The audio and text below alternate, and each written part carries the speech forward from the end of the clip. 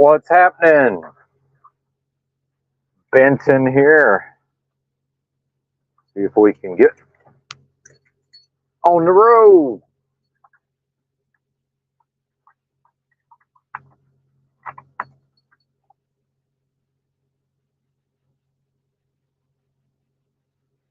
I do not have a cell phone mount for the other phone. I really may not be able to see the comments today. We'll see how that goes.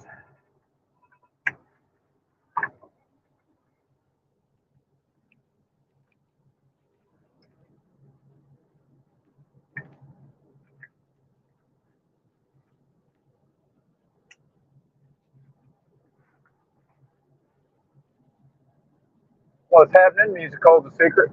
Chuck in Tennessee. Hey, what's up, Dal? Good to see you.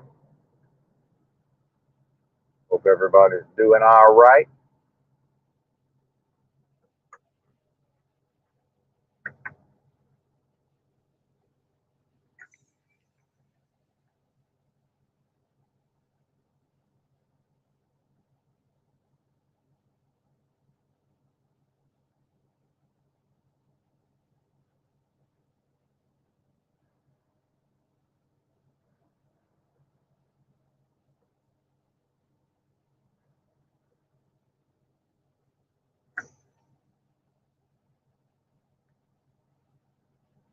What's up, R Pole? DWS, what's happening?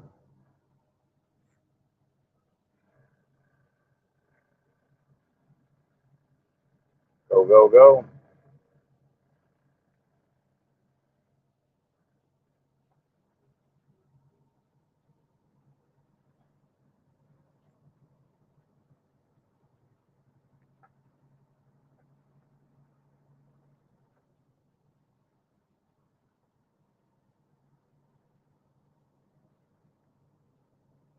Quite sure what that was all about. He's over at the fuel lane. I have no way of knowing he's wasn't planning on stopping. Where it's obvious I'm leaving, coming out of a parking spot. People are strange, man.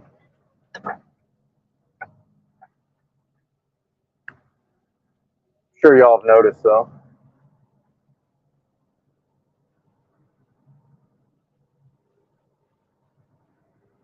Man, I crashed out way earlier than normal yesterday. I woke up about 9:30.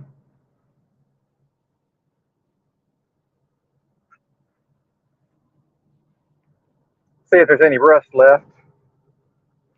Oh, I forgot I had this coffee. Surprised half of it hasn't spilled.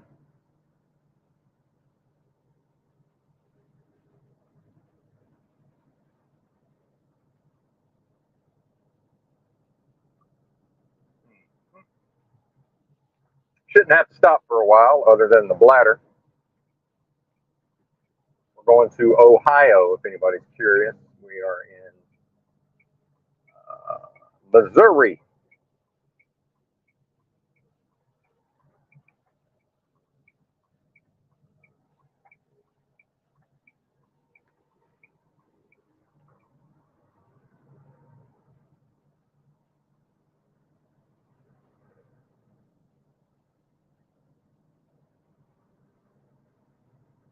Too lazy to go in the truck stop and see if I had enough points to get a cell phone mount.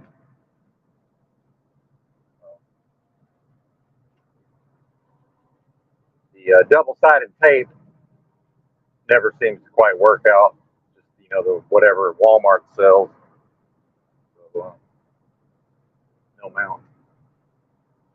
Both fuel tanks are full. We're only going, what, 420 miles? 422 miles? Easy day.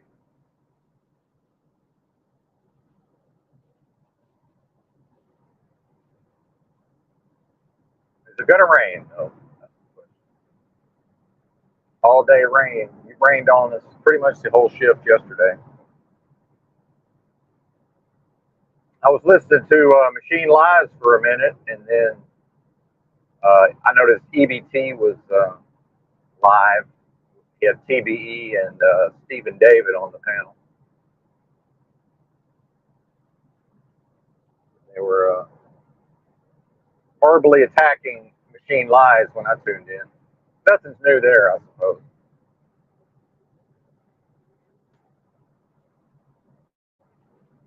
I think Tom tried to join the panel, but was rebuked. Oh, let's see if the cruise control is going to work today. Yes, for some reason it did not work for the last part of yesterday's shift, but today it's working.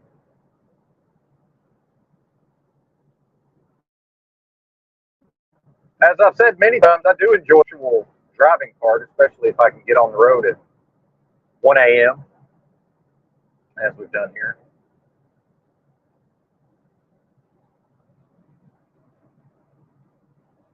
Yeah, I'm on the road, Jay. I managed to get enough healing to be able to go back to work. So praise God for that, right? What's today? Sunday. I guess Jay's off. T4 lovers down there. Shout out to the Randos, by the way. That's how Jay got here. Just randomly clicked on the stream one day. I noticed at least one new name yesterday, so figured I'd call this one Shout Out to the Randos.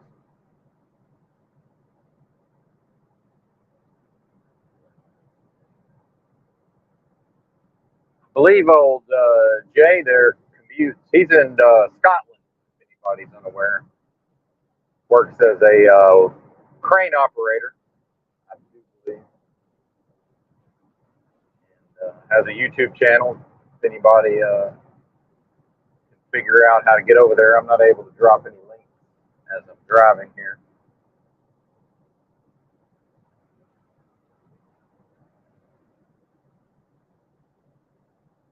Well, I like money, Jay. Jay wants to know if I'm happy. Well, I like money.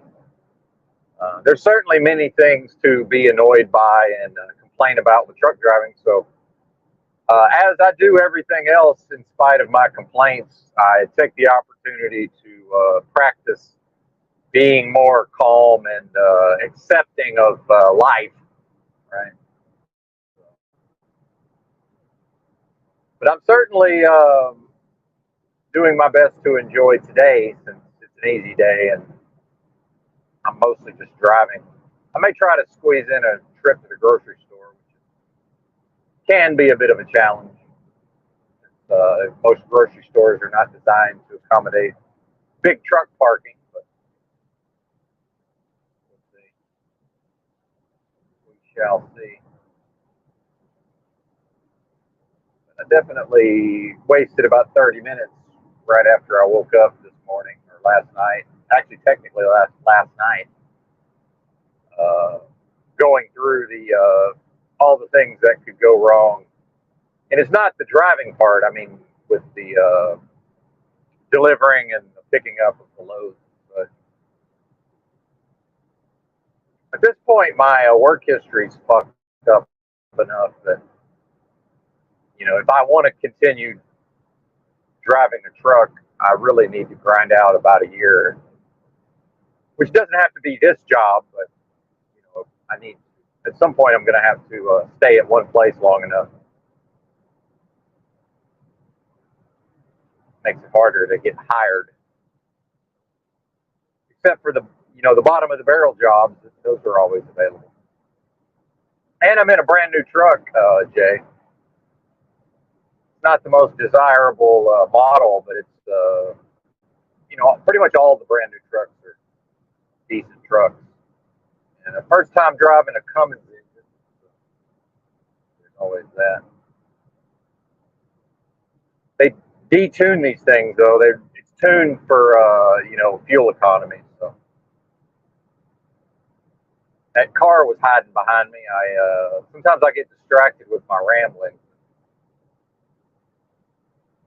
The trailer swung around a little bit, so then he took the occasion to go on down the road.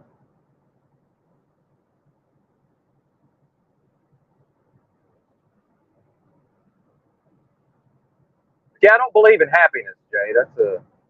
That's a state Happiness is a state that no matter what a human being does, a human being cannot permanently inhabit any state, actually, whether it be happiness or. Now, it does seem like the general public's doing a pretty good job of nearly fully inhabiting a state of fear, right? Even that's not quite possible. So I think happiness as a concept, when applied to humans, is actually a psyop. Um, you know, but it's certainly possible to be contented for periods of time, right? Stretches of time. But happiness, to me, I think more like glee, right? Or even joy is certainly fleeting, but or nirvana, right? Which is more associated with Eastern, meditation and such. Of course, I do a lot of meditation, although not as much just formal, sitting cross-legged meditation. Although I've done quite a bit of that as well in my past. Oh yeah, I forgot about the automatic braking. See, these trucks already drive themselves in a way. My last company, I was only with them for 3 weeks for various reasons, not related to job performance, but had an older Volvo that didn't have all the quite as much of the electronic bullshit. Like this one's got the adaptive cruise control, so if I'm not paying attention, it will. If I'm a slower moving big rig, it will actually the computer will follow the slower moving truck at a safe distance, or what it decides is a safe distance. Yeah, the automatic braking just kicked in.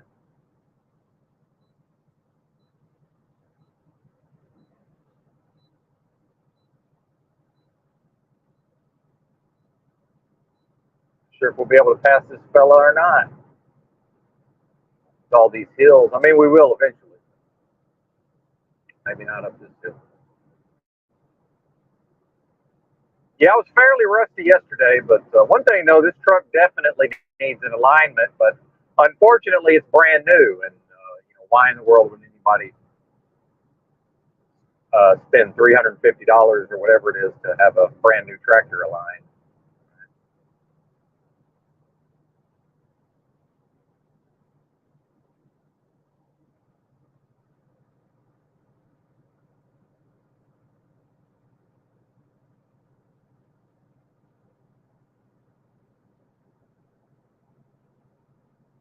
I think this is half the reason these some of these truckers, go into business for themselves, is so they don't have to drive slow ass company trucks.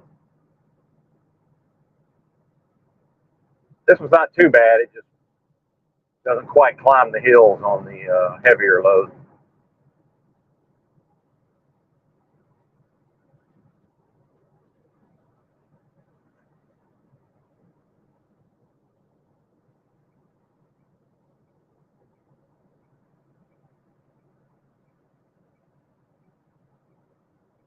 Ah, the way station. See if we'll get the bypass.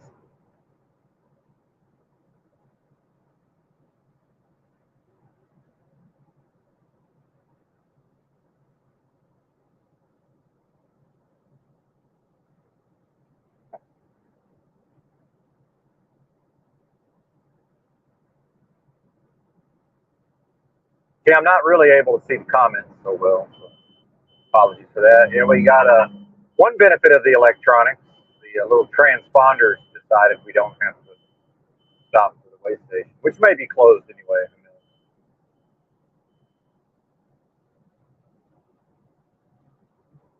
Yeah, it's closed.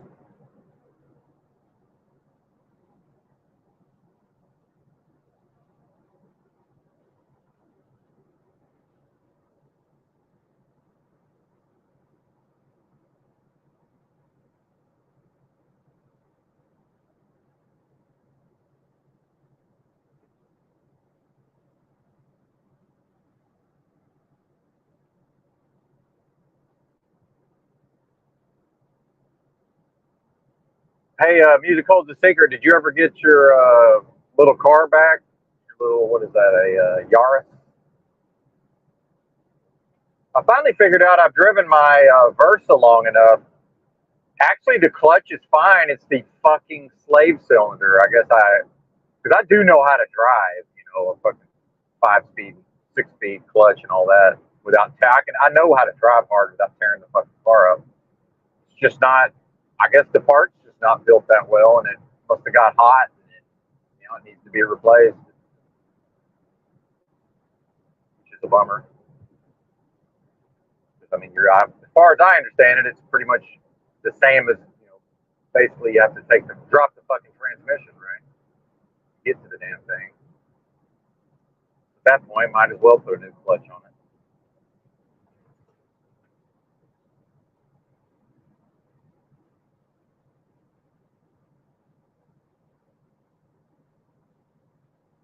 Pretty sure I'll never buy another manual. I prefer driving manuals, but it's gotten to where they're just too expensive to work on, and so few cars are manuals now. It's falling out of favor. It used to be, just about anybody would work on them. Not so you could find somebody basically that would do whatever needed to be done fairly economically. Not anymore.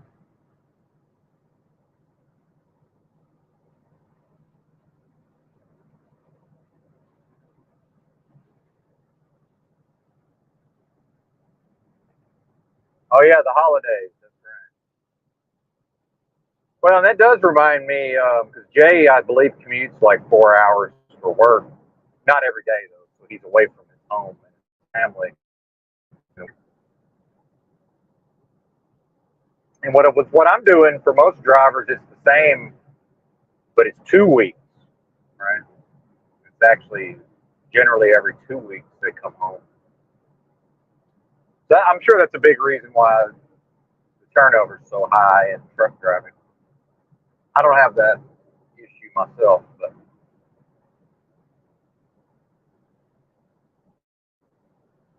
that is one benefit of working the holidays, the traffic. Although the travel days are no fun when everybody's on the road simultaneously. But once everybody gets where they're going, it is nice. And most of the truck stops are empty, unless it just happens to be an area where a lot of people are using the truck stop to park for their home time or whatever.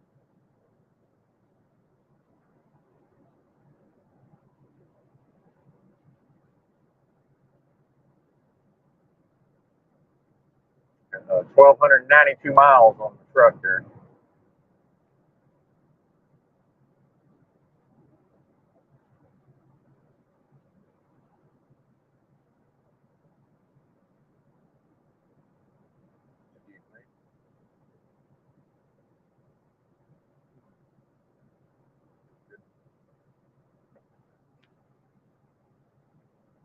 Well, that too. That also, nobody wants to work. That's right.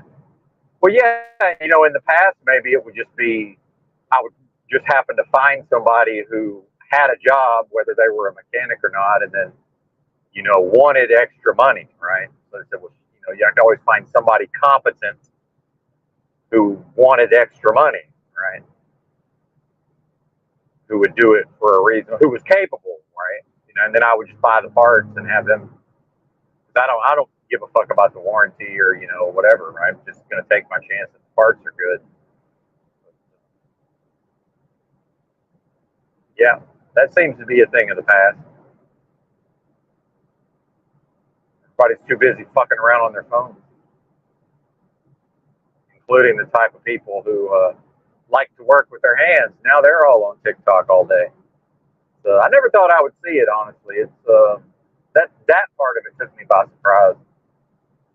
Me being a computer nerd most of my adult life, or much of it rather.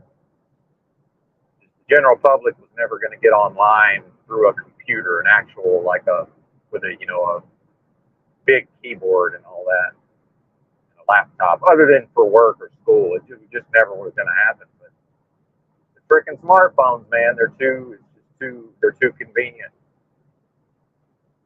It's like crack.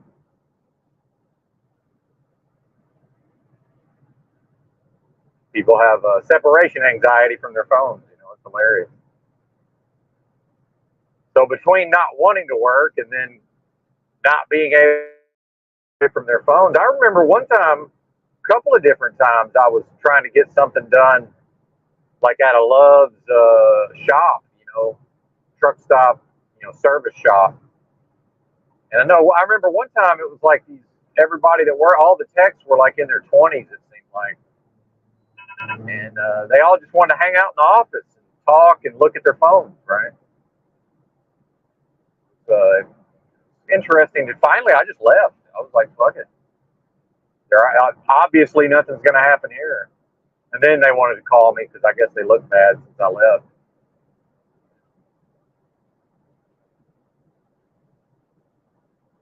I don't know what to tell you. You can't fix my truck if all the techs are hanging out in the office. But I'm past the part of life where I'm not willing to put much energy at all into trying to modify people's behavior. I just do my best to accept it, whether I like it or not. Move on.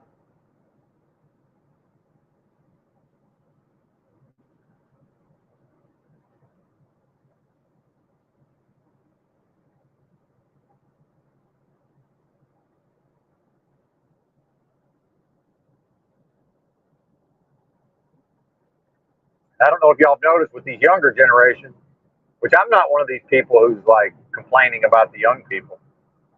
My generation and my parents' generation has enough problems with them, blaming the kids, but they do not process anger and yelling. You can get as mad as you want in a customer service situation. They just don't process it. Seems to affect them not at all. You can get as angry as crazy as you want. That's more of a Gen X or a Boomer trait, it seems like. To put some sort of relevance on a human being getting like agitated or upset because their customer service experience isn't going right.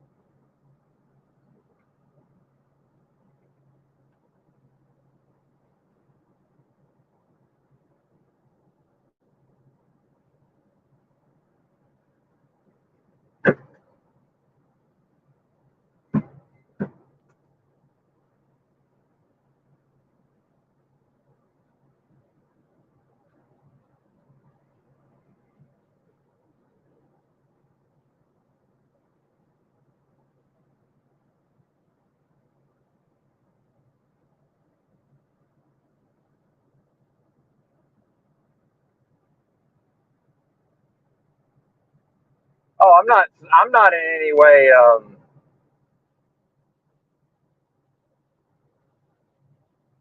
I'm not suggesting that you should be different as far as paying money to get your car painted. What I'm saying is that this is how people are now, right? Like, uh, I'm believe me, I would be mad, and I would probably give them a piece of my mind. My point is that it's actually possible to do both. It's possible to vent and express myself and accept that this is how people are. Like, it's not an either or, basically, right? But I do think that it's difficult for people who were raised, to at least be seen as doing things properly, right? I think that's my generation and Musicals the Secrets generation. Like, even if I'm not necessarily going to do the best job in the world, I'm at least, whatever that pathway is to, being viewed as a competent person is important. Like, being viewed as if, I will live up to my promises, whether I do or not, right? Like, it's two separate things. But that stuff's no longer important to people, I'm figuring out, right? But see, I'm frustrated by things that I like don't even involve me spending thousands. Like I don't need an actual reason to be frustrated myself. You know, my my point is like I'm so cynical. I would just assume whoever I get to fix this clutch, like I just assume it's going to go wrong on some level. Like, and that's not me manifesting. See, people don't understand the law of it. That's not how the law of attraction works. That's not what that is at all. That's not me manifesting it, right? If I can go into a situation and assume that the shit's going to go wrong based on past history, that's not a manifestation. That's called accepting reality, right? So the fact is, when I hear somebody's going to put their car in the shop to get a paint job, I just assume it's going to take probably twice as long as what they're told, if not longer. Like that's just how life is now. Doesn't make it okay. It doesn't justify it, right? Doesn't mean that person's not a piece of shit. But, you know,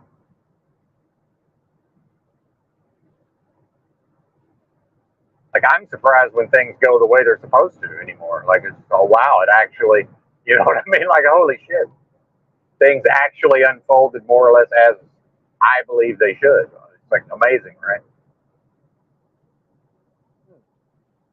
Well, and society's collapsed. It's not America. If you can't hand somebody thousands of dollars in exchange for having them fall all over themselves to fucking paint your vehicle, it's not America anymore, right? Or it never was. It's certainly not what we've been told America is. Like I, during the fake event, I was in restaurants and just was basically like, "Hey, do you want my money?" And they were like, "No, we don't want your money." Basically, like when a person can't go into their wallet, pull out fucking greenbacks, and get served, right? That it's not America. It's something else, or at least it's not what we were led to believe America was. Right? It's over, man. And I don't know that the shit ever really was real in the first place, but you know, whether or not it was real, most of my life, society at least was keeping up with the appearance that it was real as far as a functioning society. Like now, the thing is so dysfunctional that nobody, for the most, and again, there's always, I'm speaking very generally, there's always exceptions. You know, if I'm right 80% of the time, I'm not interested in the 20% of the time when what I'm saying doesn't hold true. My brain is factoring that in already. I don't, you know, when people point out the times that the minority of times I'm not correct in my general discourse, so what? I've already accounted for that. Who cares? In fact, earlier I said I'm surprised when things go properly. So that's an acknowledgement that things do go, quote, properly at times, obviously. Like I can't talk for hours and hours, and I'm not even mad at the audience. I'm just speaking like in a disclaimer, it's a disclaimer in that I can't speak for hours and hours and hours, and I need the audience is going to have to factor all that in for themselves, right? And if some of the audience is so autistic that they want to focus on minutia that doesn't fucking matter with respect to what I'm talking about, then that's their problem, you know, more or less. Not a big fan of passing on the right, but I can't remember if Missouri cares if I'm in the hammer lane or not. Here we go. Arkansas doesn't give a fuck. There's no signs. I mean, I'm pretty sure I'd be all right, but you never know.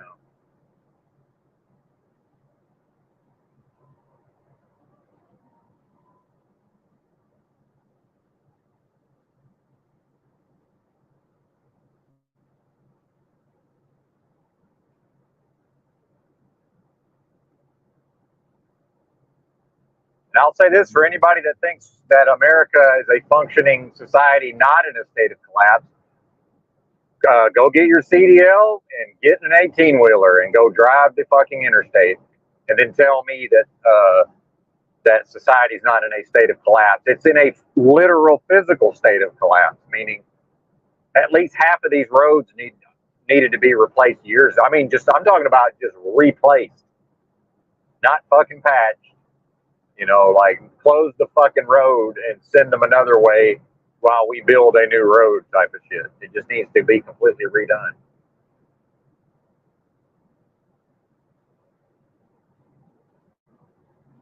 And I don't know what it's like in China, but I bet it's not like this. But just like when America was on the upswing, when America was being built up into some sort of paper tiger, I'm sure the roads were probably much better in the past. Most of them, not all of them, obviously.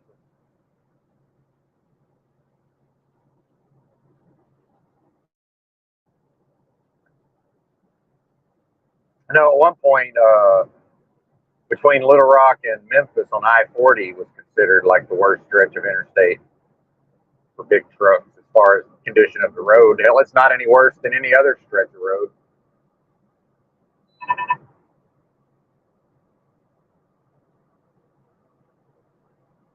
All these lazy truckers don't want to deal with the right lane. It's like, man, it's no traffic out here, man. It's not like there's just people merging and shit.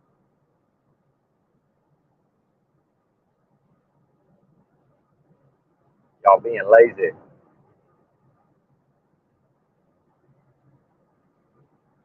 He got the message. Well, then just the idea of doing a job halfway properly, right? Like if I'm in Indianapolis and fucking every car merges at 40 miles an hour, I'm not going to stay in the right lane. That'd be crazy, right? But as long as the conditions are halfway conducive, supposed to be in the right lane, so I'm going to be in the right lane.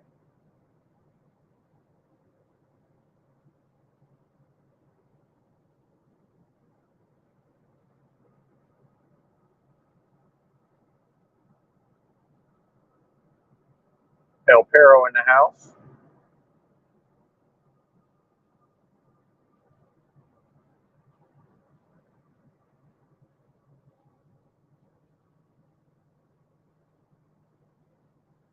There's the 65.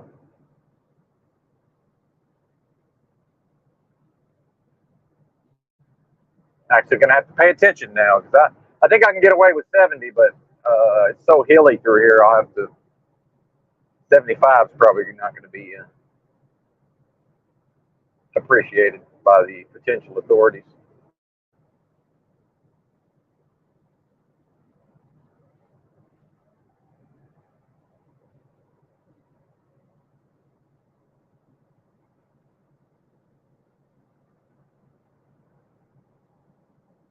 Well, 73.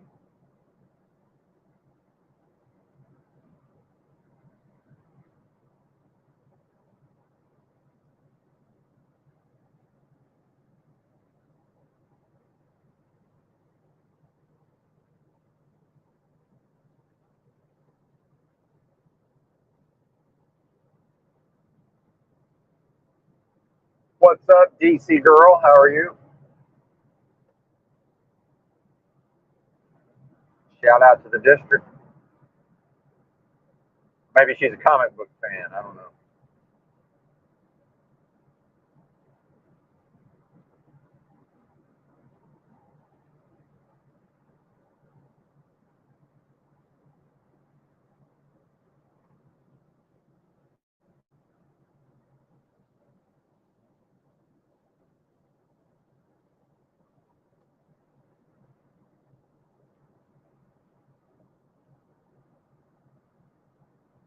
Whoever this is behind me that I passed, he ain't worried about tickets. You know, it's going to end up passing me.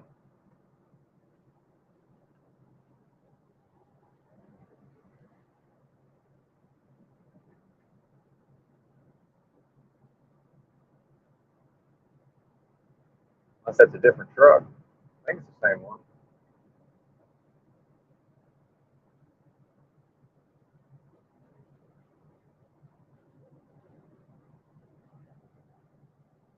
Yeah, definitely meditative, Arpole. Yeah. What this guy's doing. Yes, there's Popo on the other side. This is an area where they do, the enforcement gets fairly heavy at times.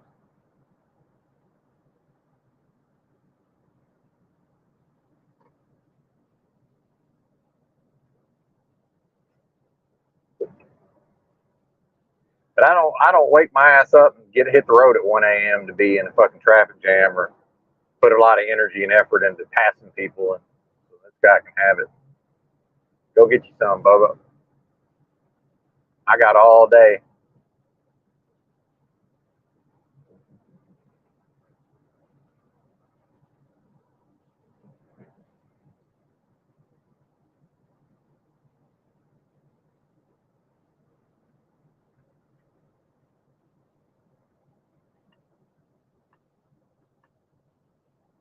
Poor guy though. I think his truck will only go like 65. He's gonna be hating life. That's why he hit fucking 80 going down that hill.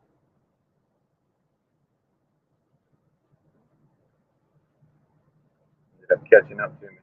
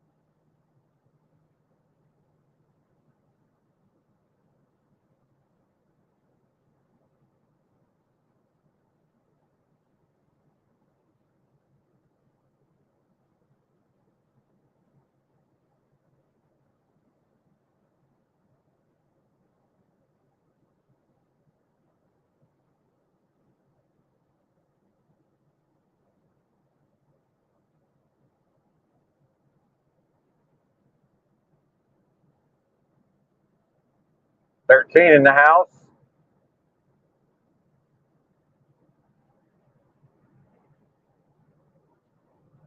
Don't expect real big numbers for this time of the morning. Plus, I don't know if Flow State was live or not. I know TML and EBT. I know Berserker Bear was live. I saw he was live.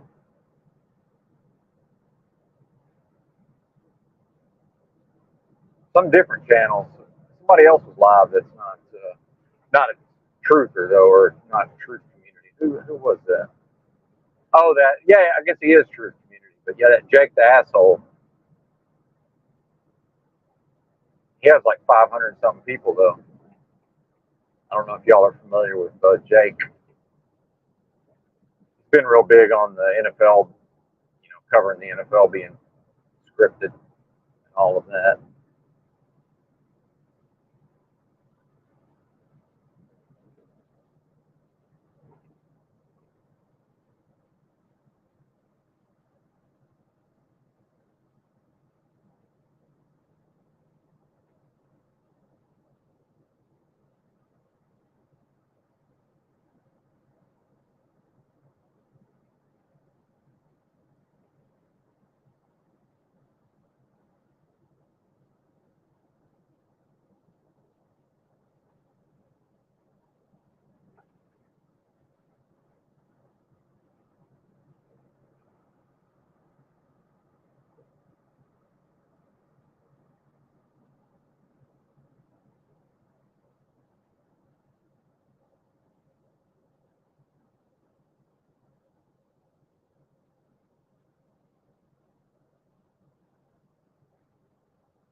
Al Capone, yeah.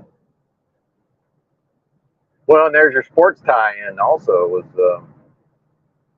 Capone was connected to Hot Springs, Arkansas, around whenever that was, early 1900s. Supposedly, the Red Sox and the Yankees were having their spring training down there. See, there's always a sports tie-in somewhere. I think that's what Jake was talking about. Probably still live. I don't quite have the setup. Well, I mean, I probably do, but I haven't figured out how to make everything easy enough to operate while I'm driving to be able to watch other streams. I'm sure it's possible.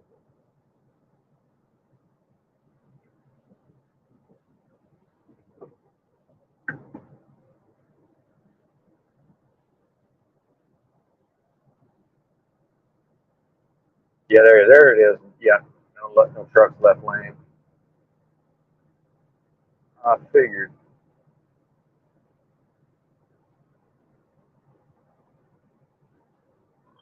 Excuse me.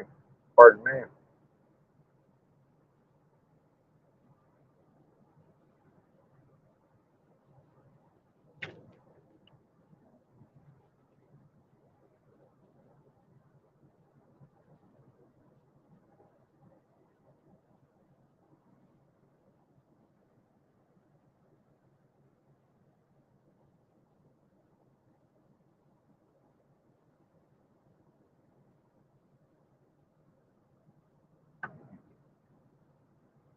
Well, yeah, and it's hard sometimes listening to Tommy talk about Elon Musk or whatever, like that's a real thing, you know. But I mean, I don't know. It's as real as anything else, right? Meaning not real at all. At a certain point, you know, if everything's fake, like it wraps around and it's like nothing's fake. It's all real. I don't know, man.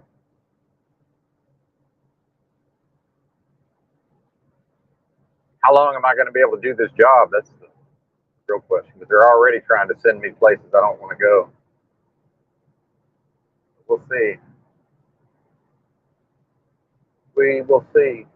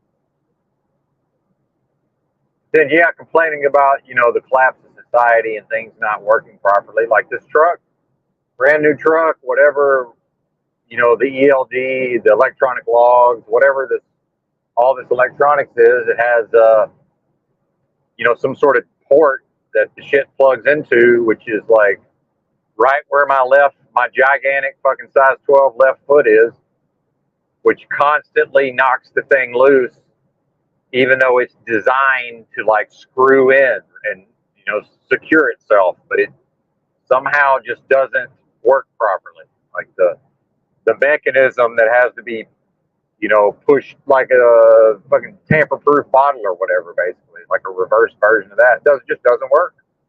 It's not defective. It's just by design doesn't fucking work. Bad on purpose. What is that? I just expect it. Like, of course, it's within inches of my huge fucking foot, which is occupying a not very large space. And then so pretty much every time I get in and out of the seat, it knocks that thing loose. Like, why wouldn't it be that way? I'm not sure people could design something that poorly without attempting to design something poorly. Even even an incompetent designer with a pure intention, would occasionally get shit. You know what I mean? Just accidentally, it would work out, right? Almost in spite of themselves.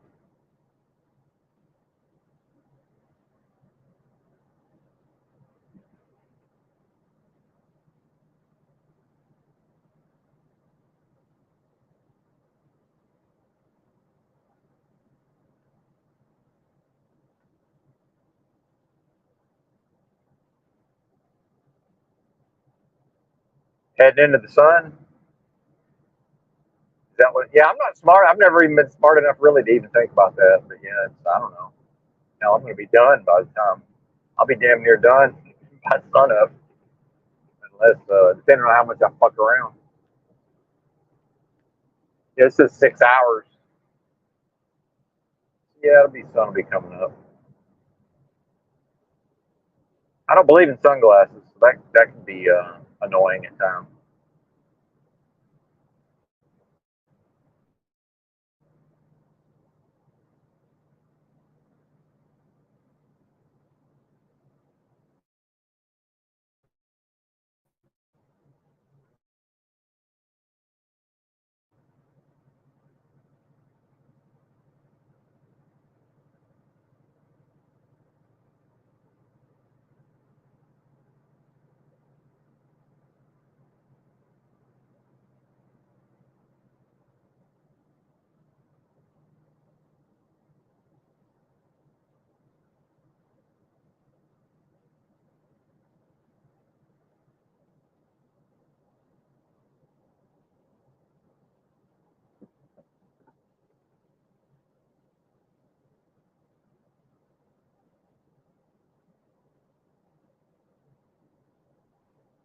I guess if I wanted to gamble, I could have timed it out to where I could have hit St. Louis.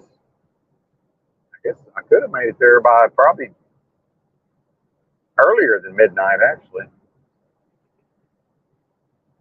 I don't know, not feeling it. Well, I don't know. I might, if it was super convenient, I might. Certainly not feeling it enough to go out of my way.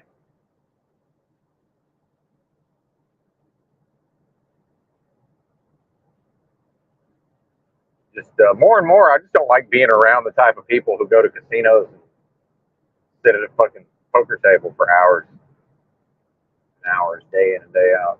Some of the worst people that I've ever encountered, certainly. And I grew up around Jehovah's Witnesses. Those are the worst people, probably overall. Welcome to St. Louis, it says.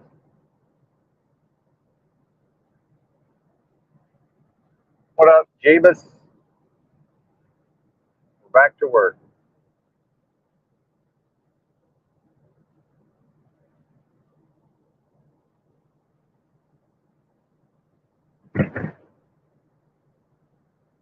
Driving the rig. 60 cents a mile.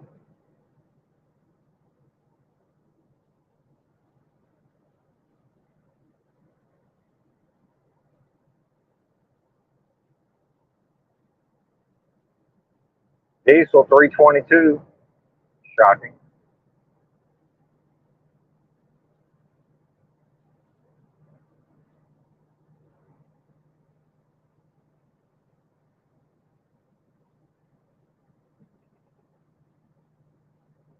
That MMA fighter from Arkansas got knocked the fuck out, apparently. That Bryce Mitchell, I'd never heard of him. I'm just only a casual MMA observer, but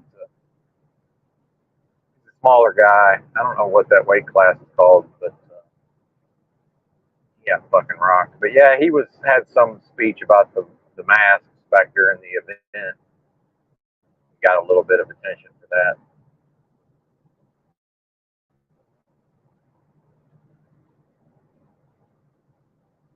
But he signed himself up for some head trauma. 7:30 Eastern today. Yeah, well, that's true.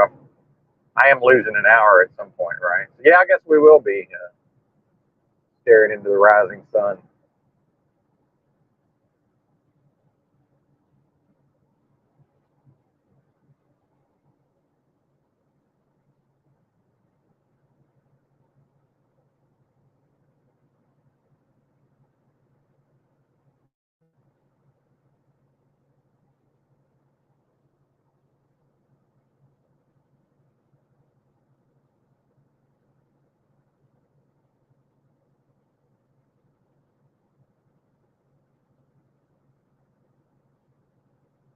Just, I'm just always astonished by how people drive.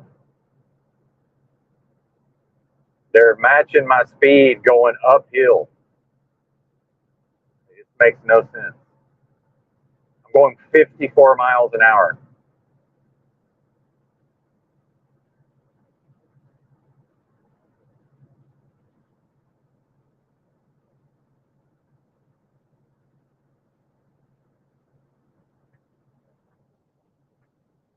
Now I got to. Now that I'm topping the hill, I've got to go slow, or I'll just end up going. I'll drive with them for 30 miles on an open road. We'll just be together for 30 fucking miles because these people are just—they're insane. I don't believe for a second that if I wasn't on the road when they merged, that they would just continue to go 50 miles an hour. I just don't believe that.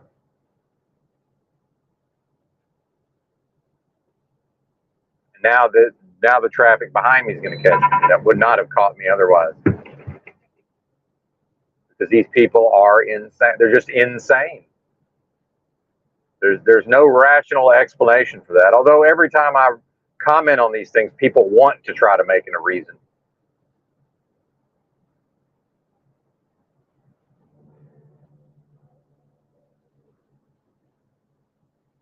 Nope, they're just nuts.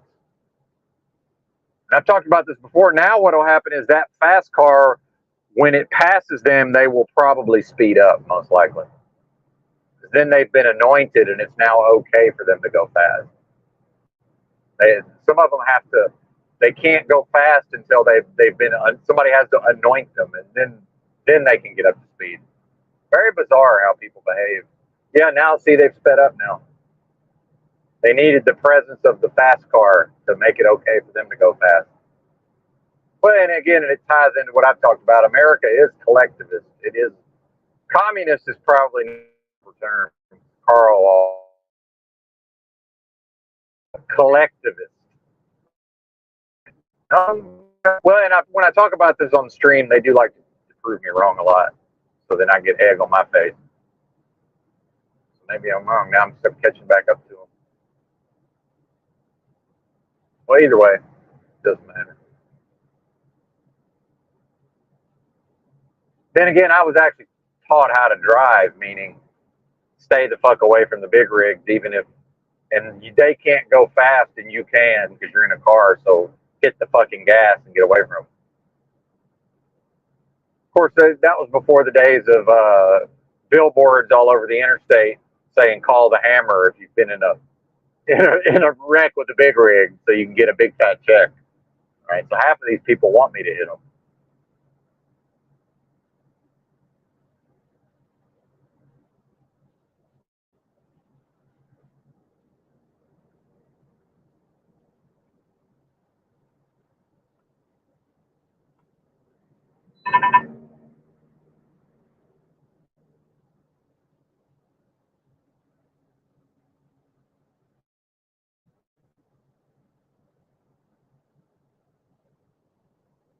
Well, what it is, Jeebus, is that what you're talking about there, because the number one motivation for almost all of the drivers is to look at their screen and giggle at their feed so that they actually intentionally use each other as frames of reference so that they can mostly look at their phone while they're driving.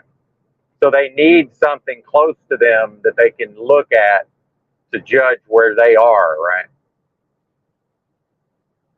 And in fact, the closest I came to ever maybe having an actual wreck truck driving that would have been my fault was, since I'm actually alert and paying attention and I was maintaining proper stopping distance, there was a cop up ahead with its lights on, had somebody pulled over on the shoulder.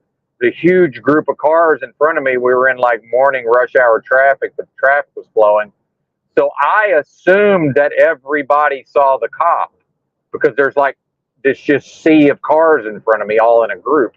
What I didn't realize is that all the cars were looking at each other while they looked at each other's phones. It's just a big group where nobody's paying attention.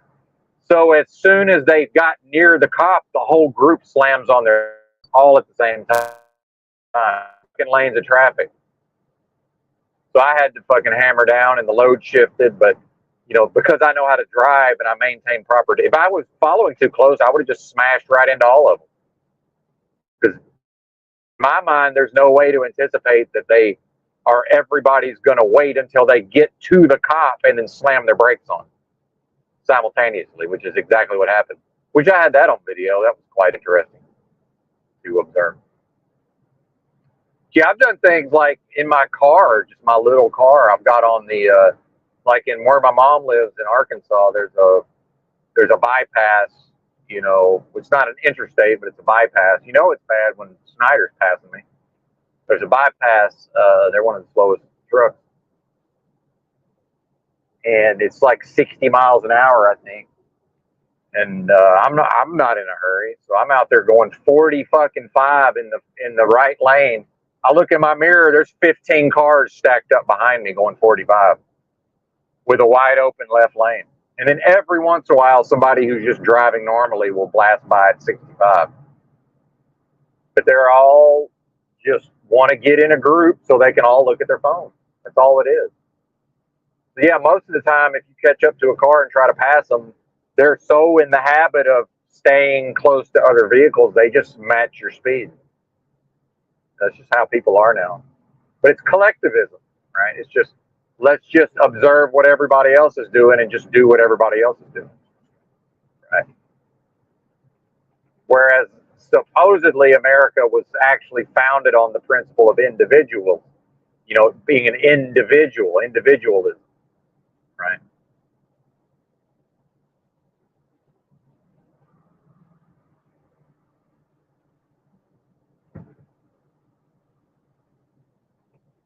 A certain amount of boldness is required to just act, independently in the world versus just only ever doing what everybody else is doing. It seems to me like in the past, America was more culturally, not the whole population, but it seems like there was way more people who were, set up to boldly act independently in the world without needing other people behaving similarly, right? Whereas now it's not that way at all. The vast majority of everybody I observe is always behaving like everyone else, while believing themselves to be nonconformist individuals, by the way, because they might have some sort of funky style to their clothing or whatever, but it's the same funky styling everybody else has. And they're into some sort of eccentric fucking pursuit, except it's the same eccentric pursuit that these other people are into, right? So it appears to be something, funky and cool, but it's, the opposite. So fascinating dynamics to be sure.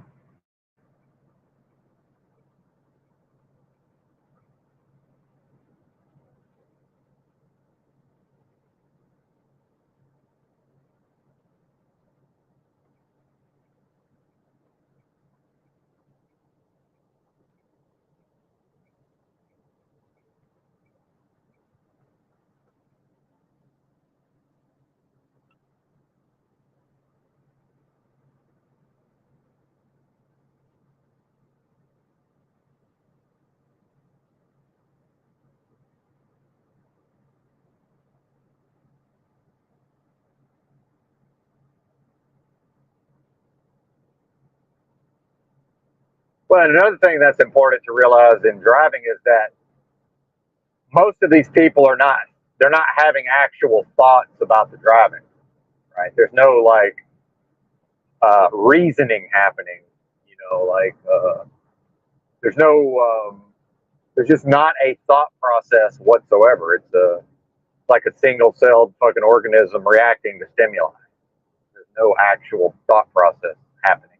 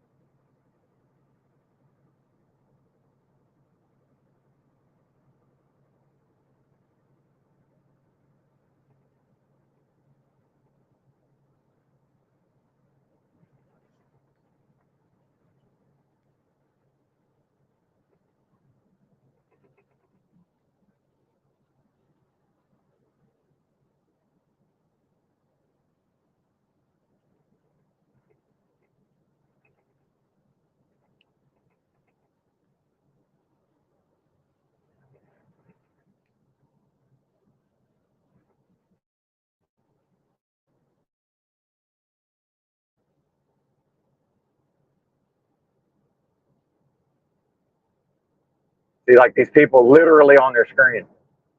Like I can see them swiping. If they were paying attention and had a thought process, they could have realized, oh, that's a big rig in my lane, the lane I want to merge into. I'm in a car, you know, my car can always out accelerate that big rig. But I look over and they're just swiping on their screen. And they had actually literally had a tablet mounted in their car, like inches from their face, swiping on it. You know, what am I to make of that? You know, like why would I jump? Why would I get over a lane for that type of person who's going to just be out of it, and now I'm stuck in the wrong lane? It makes no sense. It's every man for himself, as me and Music Holds a Secret talked about. Been that way quite a while.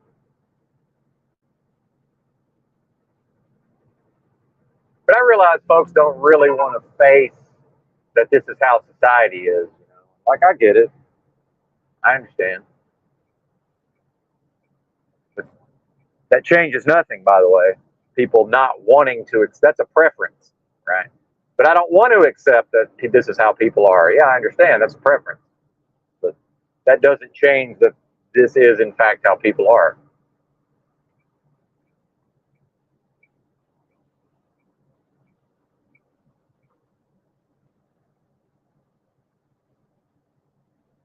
Oh, yeah, no worries, man. Always happy to help. Always happy to help. I like to see people doing things. You actually did something, and I don't mean you. I just mean a person did a thing, and now that person gets more subscribers. Like that's the way that's the way it's supposed to work. And it's an internet app, or platform, YouTube. People are free to engage with it or not engage with it, however they choose. But a person should be rewarded for, taking a little bit of initiative and actually do anything. And as much as Lou annoys me at times, he's right on the money with that. So, and that is one of the things Sanity Machine talks about. I do manage to overcome how annoying his personality can be, and actually listen to some of what he says at times.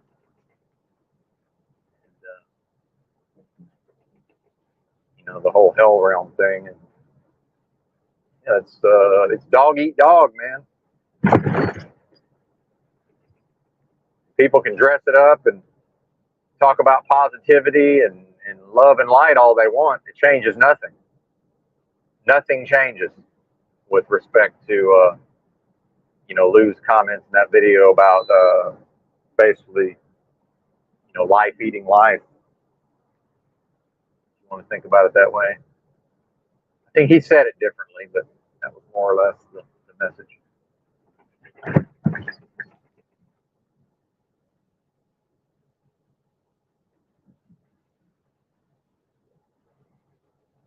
Now we're entering the very rough section. This road is fucked.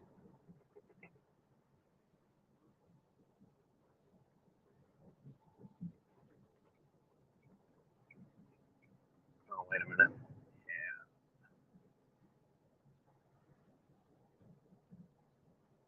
Yeah, 291A.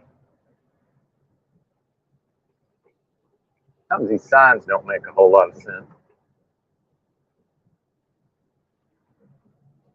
There we go.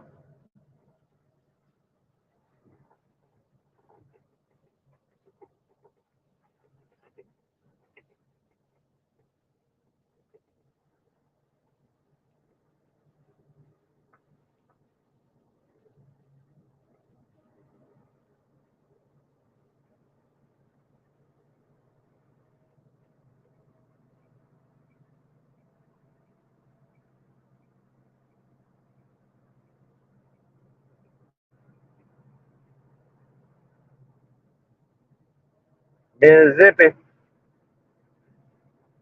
There's the Gateway Arch. Not that you folks can see it. Just to my left.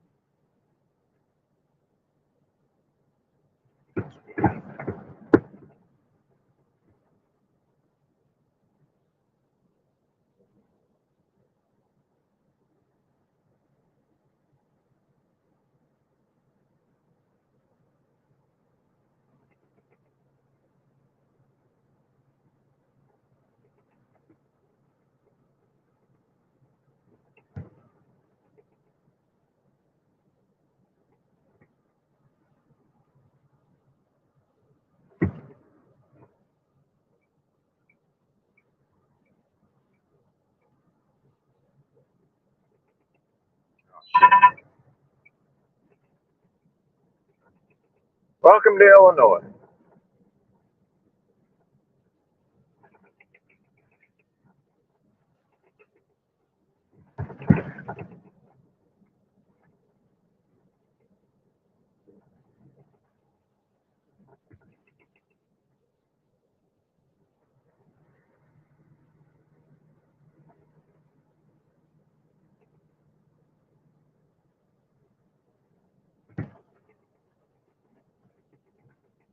Did we ever figure out if Flow State, if his interview with Jesse ever happened? Oh,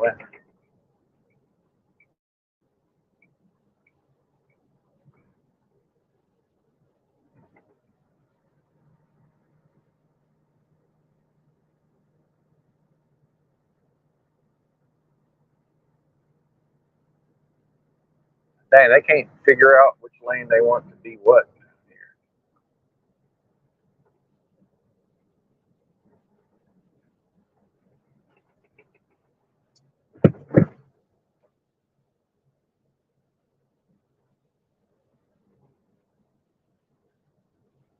Now we're making traffic.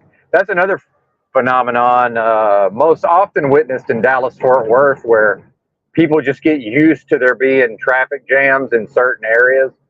So even when it's not quite like the time of day to have a traffic jam yet, they just make traffic. That's always an interesting phenomenon. It's like there's really no reason for everybody to be slowing down and grouping up through here, but that's just what they're used to doing. So that's what they're doing. As they look at their phone.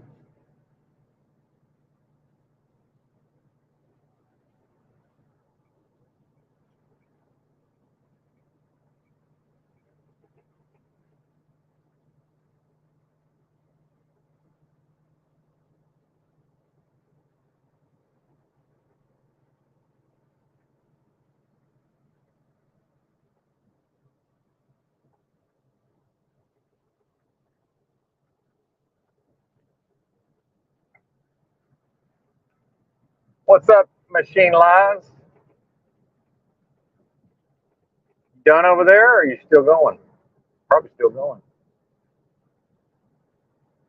Yeah, I popped in for a bit earlier. Saw JG and Talcott having the back and forth. That was kind of interesting. JG sounds more like me as time goes by. You know, he used to push back on some of my doomerism. At least that was my memory of it, anyway. Sounding like me with respect to society and community and such.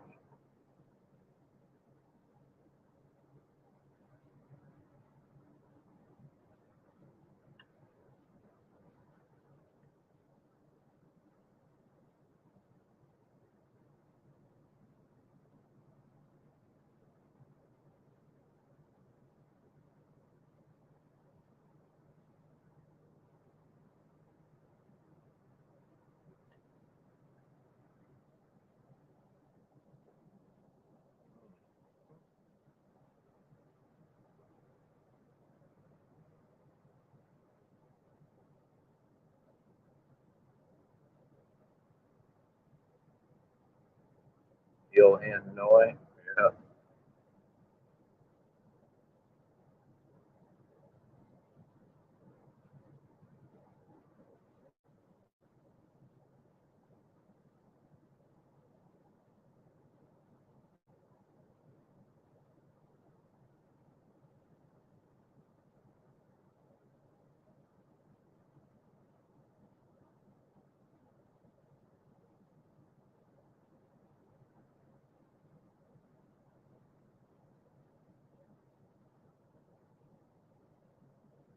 I guess it's getting to be bedtime for the up all night crew, right?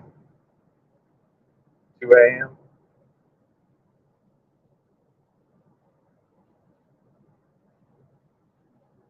It is kind of interesting how the audience sort of gets trained on, you know, when to watch the live streams and when the person's live and all of this.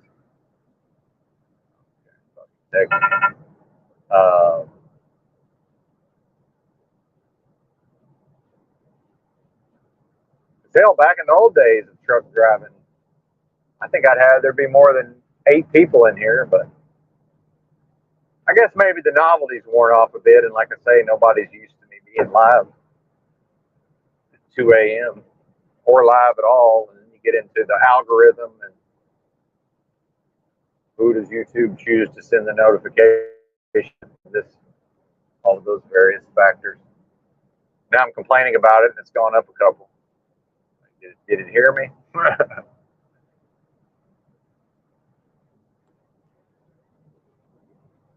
think we hit 57 was the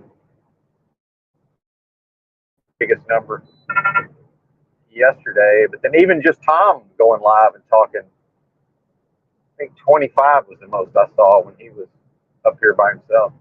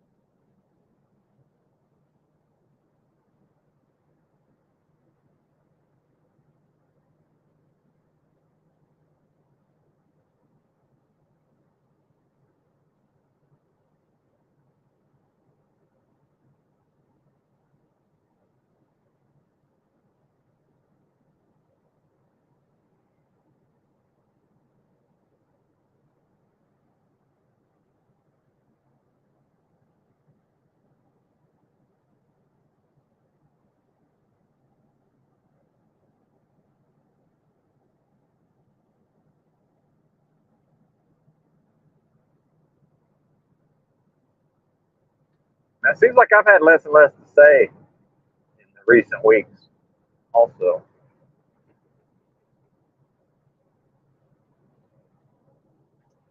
If y'all noticed.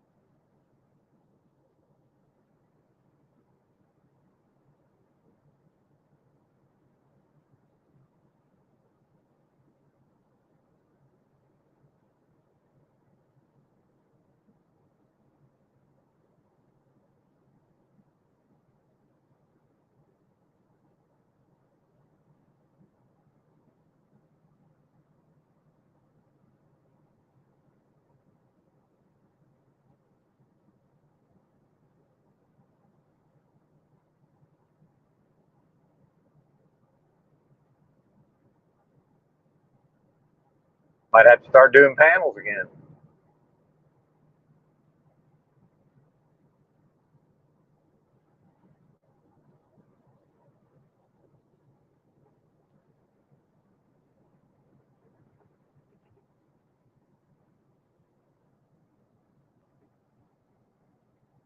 No road noise. Can you hear me? Well, like I said, I'm on this backup phone, so there's no fucking telling. It's the one I was complaining about yesterday.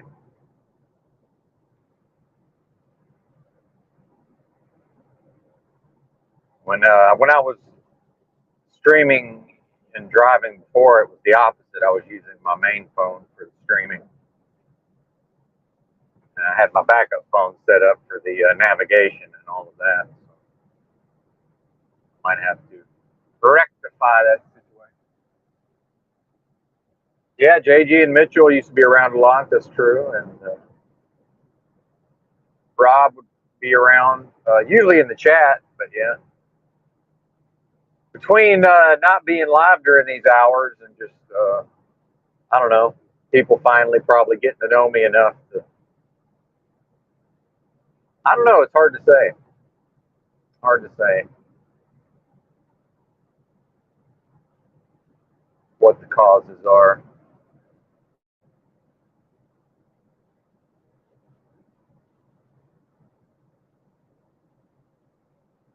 I'm not sure I care anymore as far as the number of viewers. Now, I mean, that's not true across the board. I guess I should be a little more specific. I don't care that much as far as,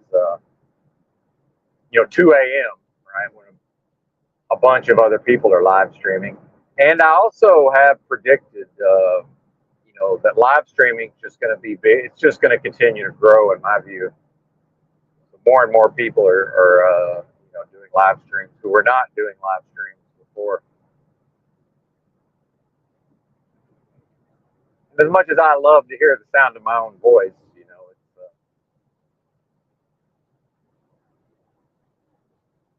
the novelty does wear off to some extent. I don't know that I'm, everybody likes attention, at least certain types of attention, but I don't know how invested I am in that side of it anymore. And I don't really feel like I have a lot to say. And some of that is the, becoming better at dealing with, or just being less annoyed and frustrated in general. And my health is, improved to where, half of my agitation previously was going back many years. I'm assuming a lot of that was based in not feeling well and not even really knowing.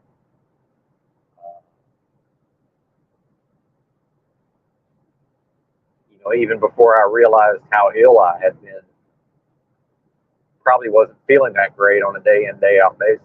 Some of that got covered up by lifestyle, I'm sure. All the walking around, homeless.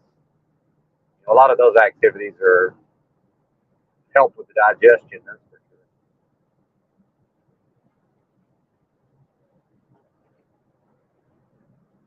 At this point, one of life's challenges is like what to eat, like what, not even like what type of diet. I don't even mean that. Just, once a person decides that they're not going to eat processed food anymore, or like me, even if my body can handle it now, I'm not interested anymore. So I don't even mean like a type. I don't even mean like a lifestyle or a type of diet. I just mean getting the actual real food, whatever it may be. At this point.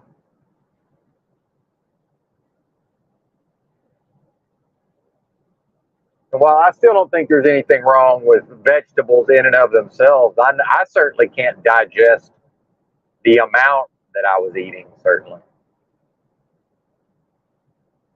And as one person, it's basically pointless to try to prepare a small amount of it. Like, it doesn't even make sense, That's basically a non-starter. So that was, I was eating, the volumes of food I was eating causing problems. But there is some nutrition in there. Like, that's another problem, right? Like, there's effectively no nutrition if somebody goes to McDonald's and gets a Big Mac and, like a fucking fries and a drink. There's some nutrition, but it's very limited. Whereas, yeah, there are nutrients in fucking beets and carrots, but what does my body have to go through to try to get to the nutrition?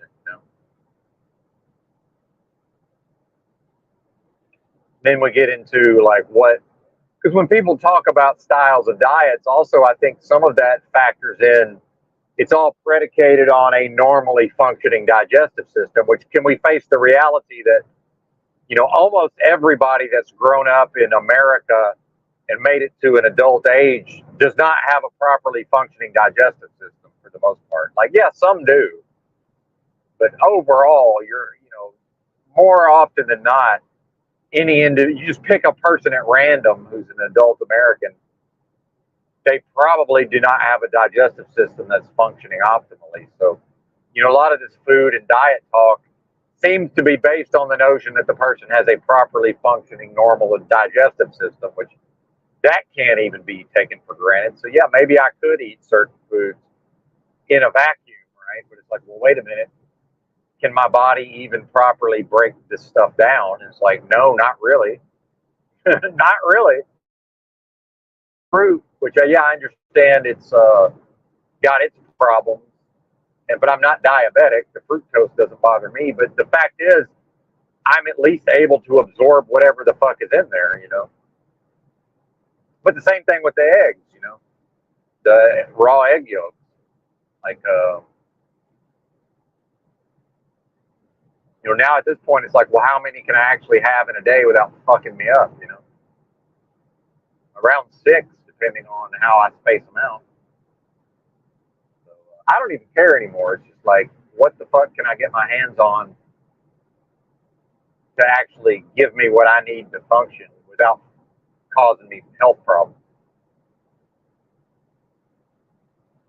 Not even the taste is beside the point. And anything approaching a convenience food, that's out the window more or less. We're going the wrong way. Yeah, almost missing our exit. Tried to miss it, didn't you, Bubba?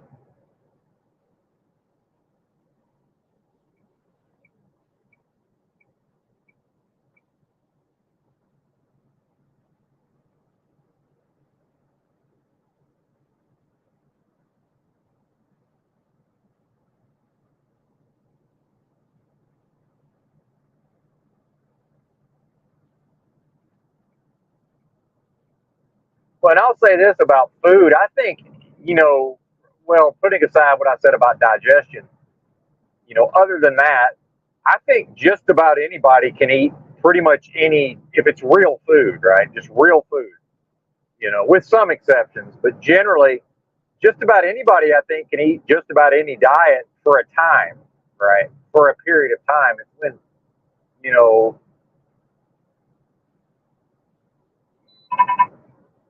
people get some, I kind of want to, I don't know, I don't want to speak too broadly, but certain folks more on the vegan or the fruitarian side of things, right?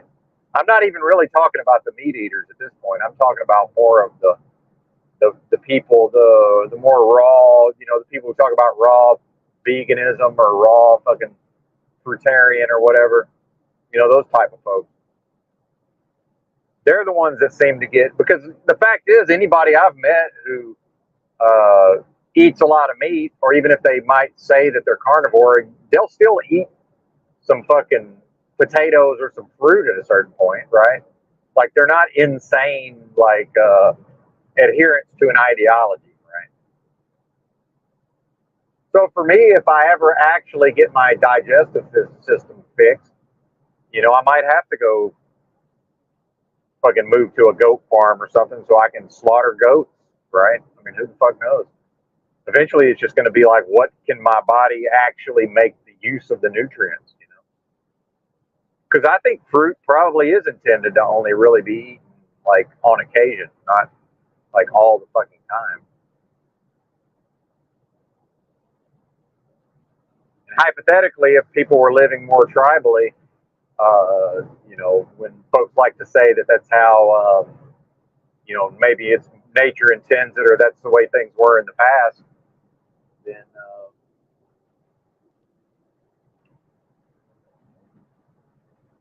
that would involve fruit in season, right? Because it was a limited ability, presumably back in the day, to get their hands on out of season fruit.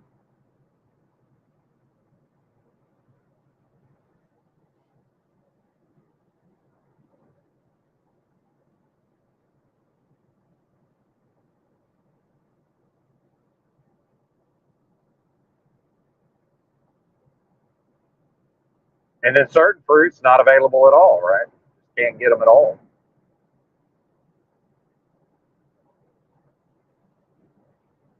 And then not even getting into the GMO, like I'm completely ignoring that, for the purposes of that discussion. So I don't know, man.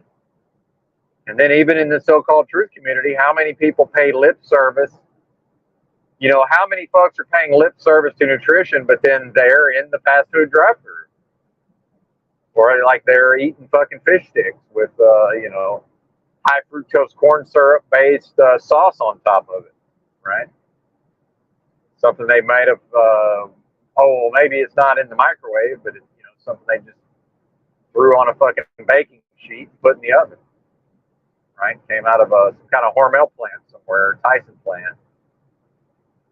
Like, does it do any good to know that that ain't food if a person still eats it? I don't know, man. Doesn't seem like it.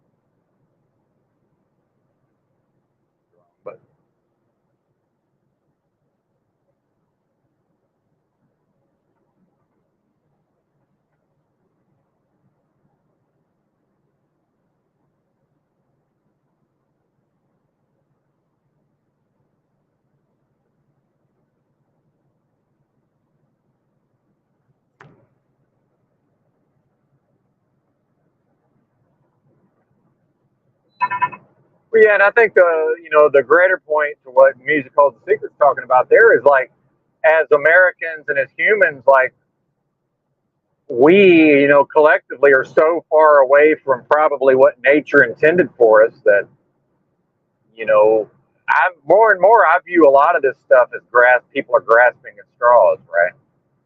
And I just mean people in general, like it's just tons of confusion. So I'm just going to do the best I can do for me, and what anybody, just basically what else matters. We can have a discussion, but if unfortunately a lot of what I have access to is fucking cut up fruit out of Walmart, it's like, well, shit, that's what I can get my hands on, and I'm not ever going back to the fast food. I mean, and I say never, so I shouldn't say never because all I'll say is I don't know that my body will ever heal enough to actually even be able to tolerate all the insane, ingredients in fast food, right? So let me speak specifically because I've been through several so-called health kicks, and I never completely eliminated. I was always eating pizza, at least a couple of times a month. And he's like, yeah, maybe I don't have, I cut out fried foods many years ago, but I would still have a fucking hamburger, like not McDonald's, but I'd still have a hamburger here and there. But from trying to think, I don't know. I pretty much was done with fast food for many years now overall. But I don't know. In the living in the streets, there were certainly times where it was like, yeah, I'm crushing this hamburger. But I know I'm rambling, but I think I'm making my point there about food. It's like at this point, all I can do is literally the best I can do, and then while recognizing most of the truthers are eating garbage. And I don't mean music. I'm not referring to anybody who's present specifically. I'm talking about, based on what I know of people, right? The most people who consider themselves truthers, I think if you if I had access to like a food journal, if they were keeping a food journal, then they had to just write down everything they ate on a fucking month in 1 month. It would be appalling what most of these people are eating. I just believe that. Now maybe I'm wrong, but I don't think I am.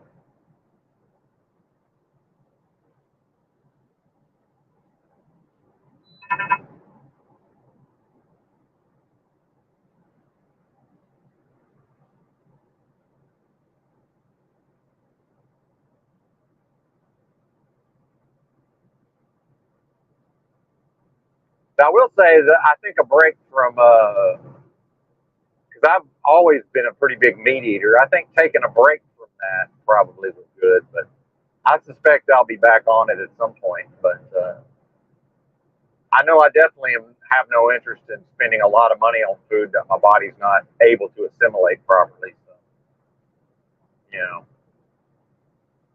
the old bowels need to get those functioning as well as possible. And guess what? Some version of juicing might be involved in getting to that point, but then abandoning it once that once the objective is reached.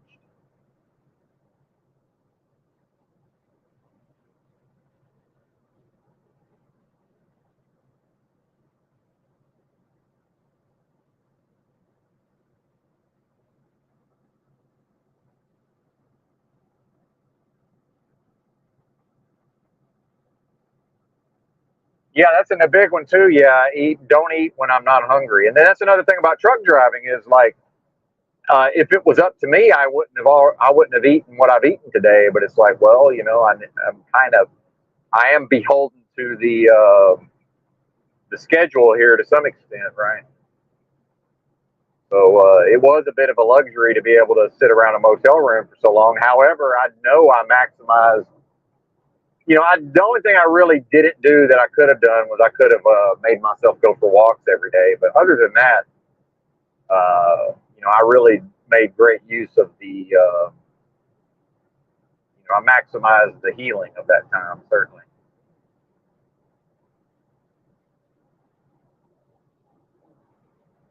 And I can already tell you this is now I'm not, tired and worn out but I'm certainly, this is a whole different ball game how I physically feel than last time.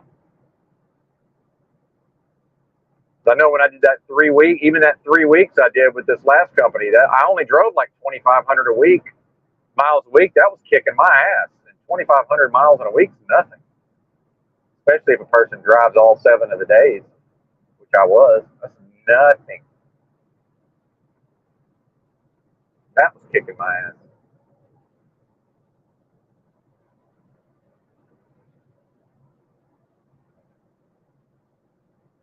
And I definitely know that all the social media and the people, interacting online about diet and eating and food and all, that's not good, right? It's really not. Now people will dress it up and say, it's information and spreading awareness. I had plenty of information about nutrition before social media even existed. Like there's always been ways to Google shit and go to websites and get information. Like I think it's not even true that social media is about information in the first place, in my view. Like it has not improved access to information whatsoever. It just hasn't. I had plenty of access to information before, and I'm not even on social media, by the way. And I still have plenty of access to information. It's not. People have been misled. Well, of course they have. I mean, how? Of course they have. They've chosen to believe things that simply are untrue.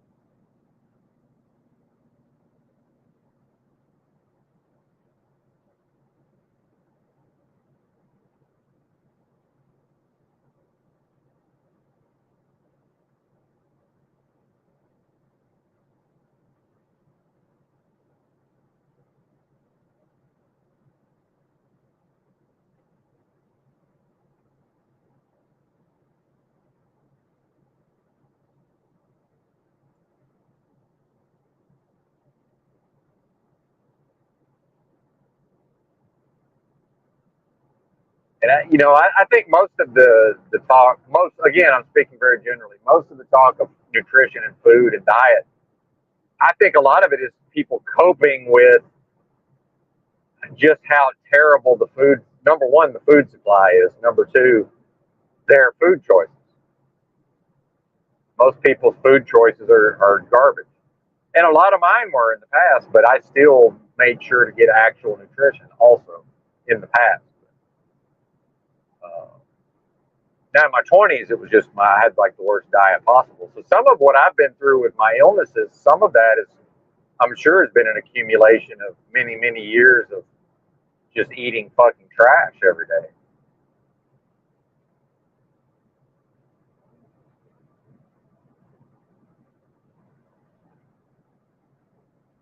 That's right. 13 people watching me roll down the highway or listening to me ramble. Yeah, that old school feel, right? Music called The Secret. But the host is less agitated. I can tell I'm less agitated, which is unfortunately the rants aren't quite as good. But maybe the novelty of the rant has worn off. Because I know there were times I turned off the audience because I'd get too annoyed, right? Too agitated.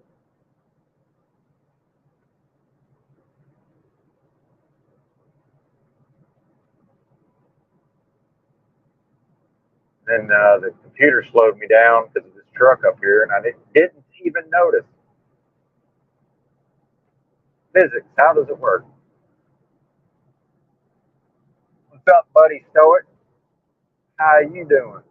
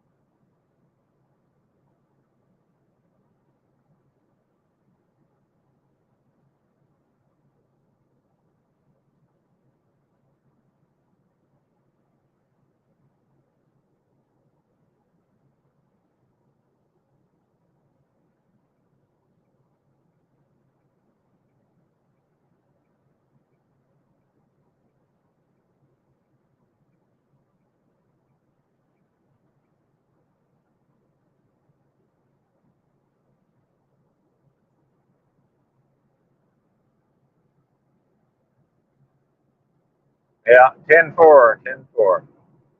Haven't heard anything from Highly Suspect since he started his new job.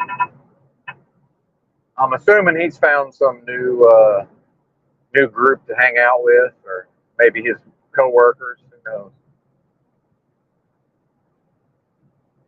Never did hear what happened with his court case, where he'd gotten arrested and all that. Probably ought to holler at him.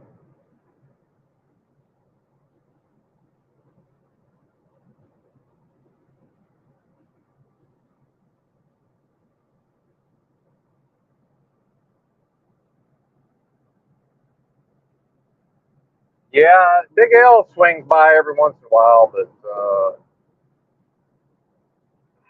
I'm assuming he's still just working. Now that I'm back in the saddle, I need to holler at him. I was just ended up resting yesterday. I didn't really do, although I made it to Walmart, right? Let's start hitting these other grocery stores a little more than the Wally World. But, stay on top of the supplies. But yeah, pardon me. Now that I'm driving again, I need to holler at him. He's up to this fucking straight truck doing up here. Shitty straight truck drivers. What a surprise.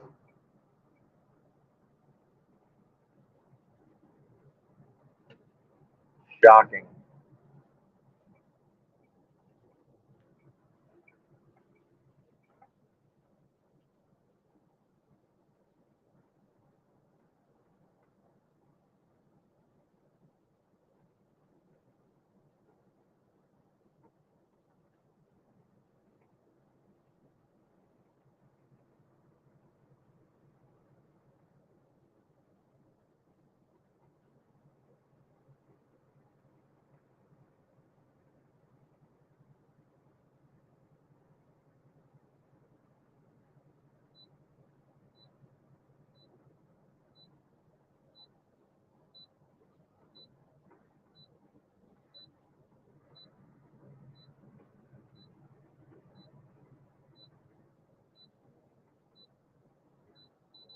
Yes, it's what we need. Something to beep at us to tell us we're following too close.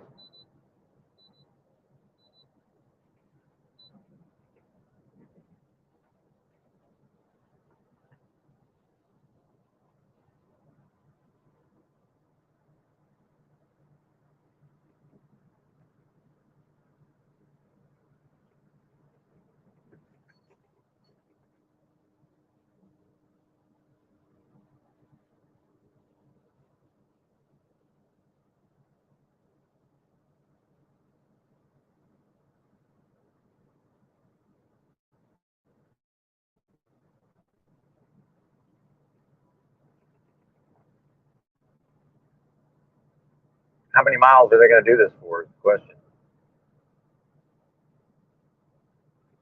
Oh wow, he actually got over. Amazing.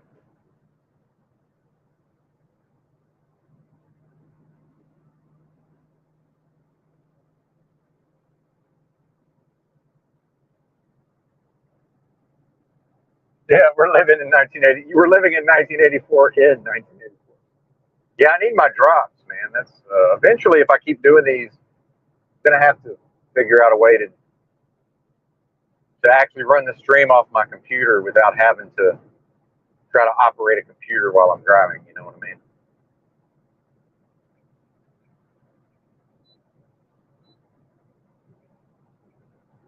Start the thing from the computer, and then it's got to be some kind of way to still play some of my drops without clicking around on a mouse.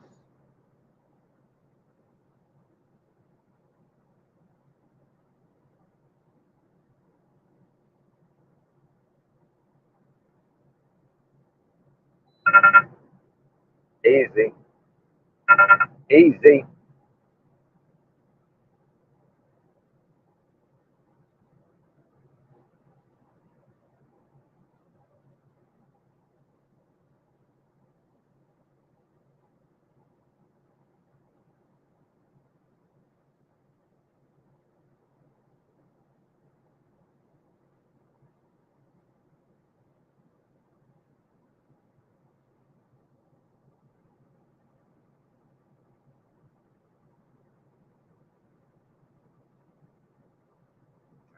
For fuck's sakes.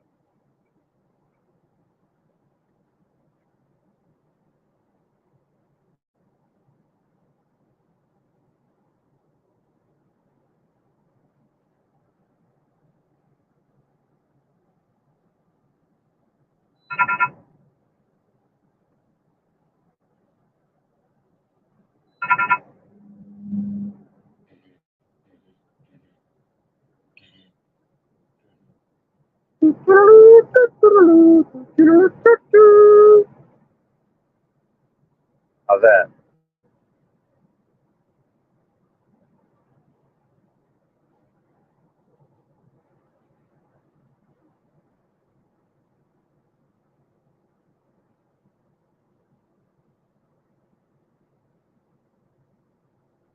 Oh man.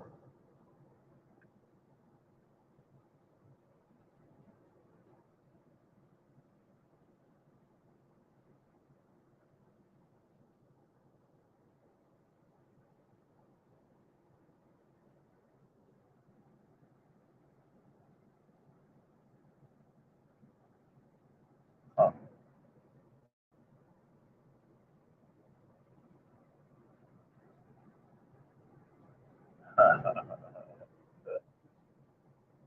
Oh man.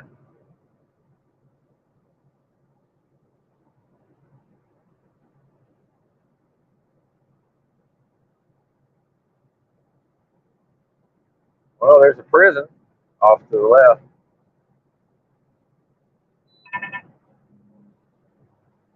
I guess if Snafu was here, he'd want me to go audit the prison.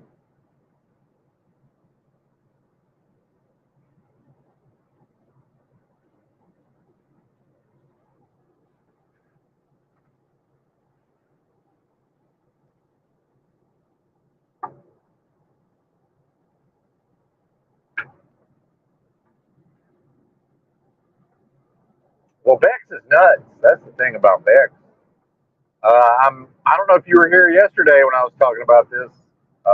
Music Cult's a secret, but yeah, I'm muted. She's muted me again. Now, whether that's, I guess it's on her channel because I can't even. Well, I know I can't read her comments.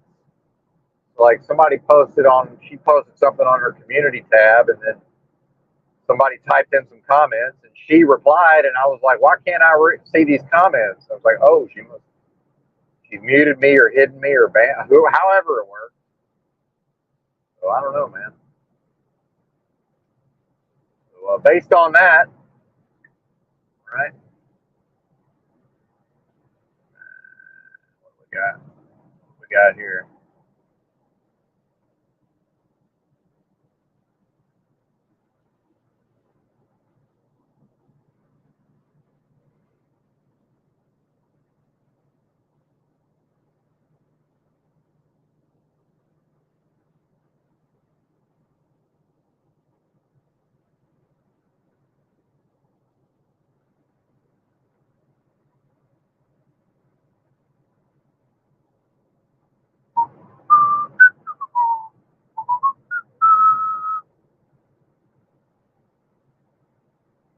I didn't realize that merge lane was quite as extensive as it was.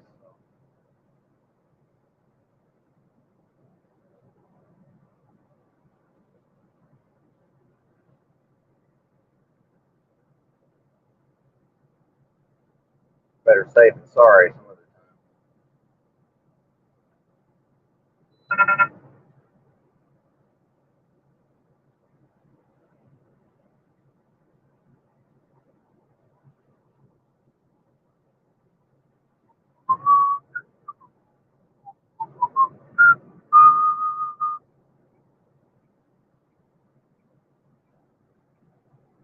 Well, I mean, but that's the thing. I've been friends with plenty of crazy people, right? It's I in the real world, not online.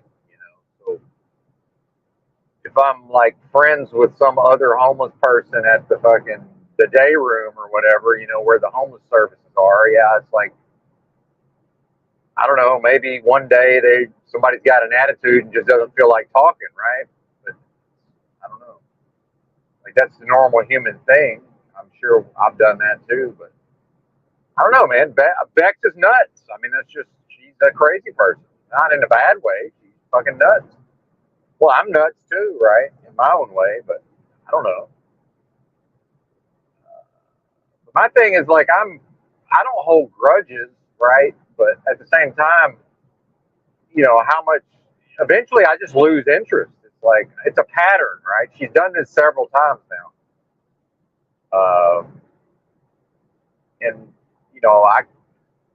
she's an adult, grown adult woman. It's not for me to. Again, I've learned a long time ago not to try to modify people's behavior. Not that I would anyway, but it's like, and eventually it's just like, am I going to continue to engage with a person who's, it's like a cycle, right? So if I just ignore it and let it sort of play out, it seems like eventually we'll be back to, her coming on my channel or me being on her channel or whatever. And then, the whole sanity machine thing where she got enamored with him, I pretty much saw, I felt like I had a pretty good idea that that was going to play out the way it did. Although I didn't really foresee him being so shitty, but it's insult comedy, right? That's at a certain point I figured out that's what Paul Enslaved is, an insult comedian, like a Buddy Hackett, more or less. And then Sanity Machine seems to be some version of that, but less entertaining version of that, and takes himself even more seriously, which is not that great of a trait. Right.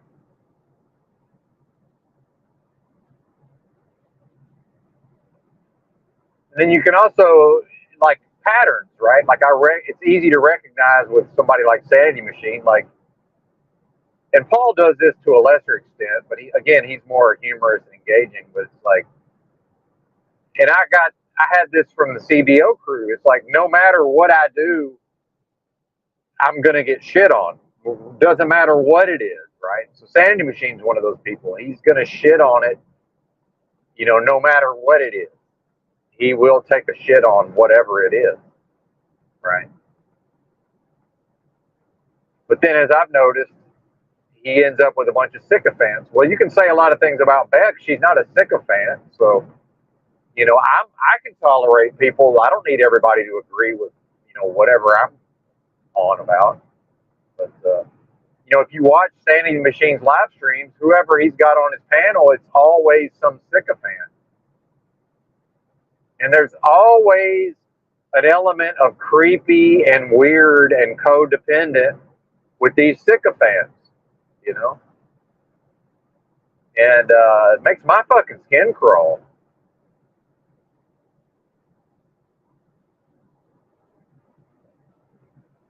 Fucking gross, man. Like, it's possible to have a pleasant environment but not engage at the level of sycophantry, which I don't think is a word, but and I learned a lot from Drew. That was one of the things I learned from Drew. He just cannot tolerate anything even approaching sycophants, which is, it's good, So I'm smart enough. I'm a complimentary type of person, especially, I was a big fan of Drew's content. So, but it was pretty early on when I joined his Discord. It was like, oh, this guy doesn't like compliments. Like, all right, well, gave him, and maybe I'm more inclined to excessive complimenting, but not of everybody and everything. It needs to be something that I appreciate as having merit creatively. It's being able to adjust to the other person, right? Which I think, it seems like a lot of people, it's gotten to where that just reads as, oh, well, we all have to keep it real or whatever. It's like, man, I don't know. Like, you can keep it real with me, but at the same time, it's like, if I'm not tolerant, I'm just not going to have friends. What that ends up being. But yeah, I'm not going to have sycophants. Well, Sanity Machine seems to have, he almost seems to prefer that people be sycophants. I guarantee you, if I showed up over there and was willing to engage in excessive admiration and sycophantry, right, I'm sure I'd be welcome. But again, I've talked about it before, and I'm sort of rehashing some of my thoughts from yesterday, but it's like, if people want to have live streams and, do a thing, which there is a performative aspect, like, you can have somebody, a person could have somebody like me around at times who's just more of a straight man role, but not, while not across the board, I can stand in as more of a straight man type, but not at the level of now I've got to adhere to some sort of dogma or ideology. Like what? I should be free to just express, a certain view that can represent, the so-called straight man, and can't a performer play off of that? Right? What's this need to be agreed with? I don't know. It's very strange to me. Paul certainly seems to be way better at he can tolerate people who don't agree with him. His sanity machine just doesn't have the ability, it seems. Which that's a lack of growth, right? And for me, I'm tending to focus on the areas where I'm able to grow, not the shit I'm already good at. It doesn't take long to maximize things that come naturally. Yeah. Everything, yeah, exactly. Everything you say goes negative. Yeah. Believe me, man, nobody notices when I just shut the fuck up. Like, dude, I could have a negative comment about every word that comes out of every person. Like, literally. Like, every comment that Musical to Secret posts, I could say something negative. I choose not to, right? Life's a choice. It's full of choices, And, like, at a certain point, if I have a friend like that, it's like, well, what do I even need them here for? Right? Like, I already know what they're going to say, right? It's like, if I already know what the person's going to say, what's the point of even having them as a friend? When I know every time I say a sentence, they're going to respond in a specific way. It's like, come on, man. That's anybody can do that. It's an easy game to play. It's like, this is where and again, I put a lot of effort into being, quote, positive, right? But I'm not going to suppress the negative. The negative exists, but and I am head doomer in charge, but I don't need to turn every topic into doom. So sometimes somebody might ask me a question, and I'm just like, well, are you sure you want to get into this? Because I'm about to take it full doomer. Like, if you really want me to fucking break this shit down, but.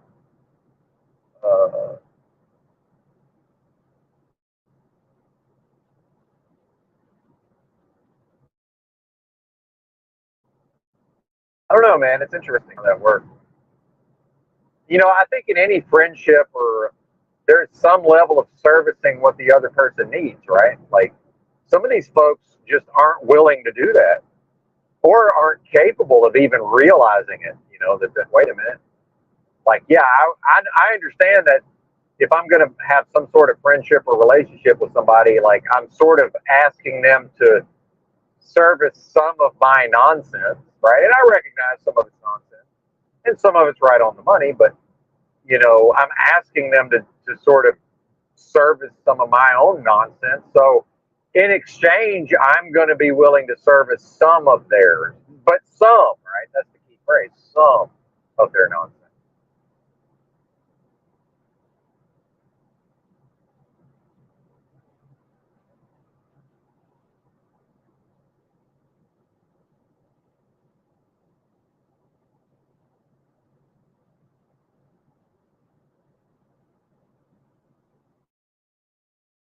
And then I'm the direct type of person. Like, eventually, if I knew somebody and, like, it was so predictably negative, like, I would just eventually I'd be finishing my own. Like, I would finish a sentence, and then I would just go ahead and fill in their response for them. And then eventually I'd just look at them and go, well, what do I need you for? Fuck, I can just sit here and talk to myself. Like, I already know what you're going to say. Like, well, what the fuck? Like, what is this? Do better, right?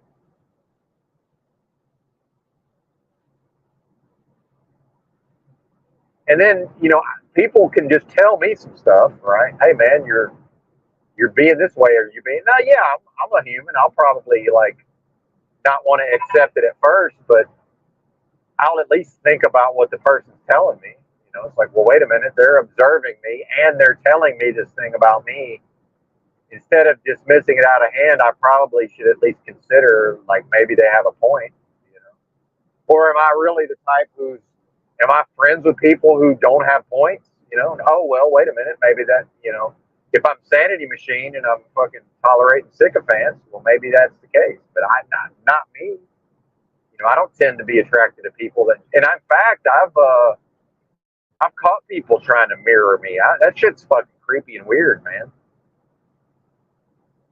You know, I notice. I may not notice right away, but I notice when somebody's just like they're you know mimicking me and mirroring me to try to get in my good graces. Right? It's like, wait a minute, what is this? I don't know, man. It's and then people are like, oh, you're overthinking. It's like, no, I'm not overthinking.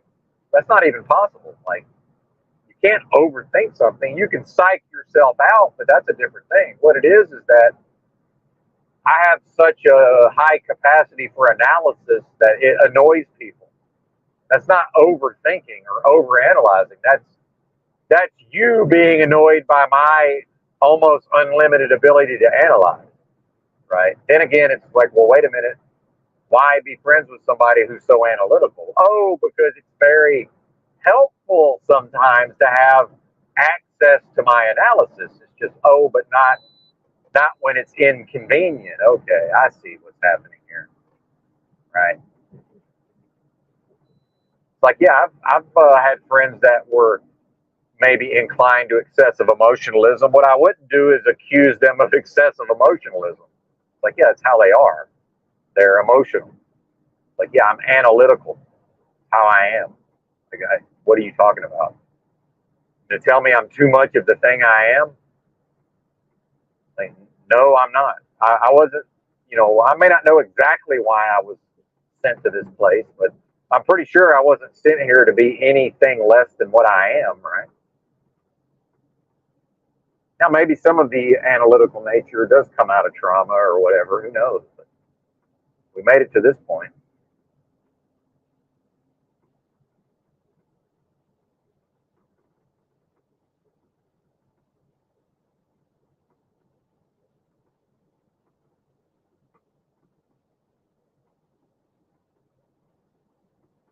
So yeah, back to Bex. I accept that Bex is nuts, right? But eventually, you know, the behavior may become such that I'm just not willing to engage with the person anymore. And you guys may have heard of something called the INTJ door slam, you know, the MBTI thing.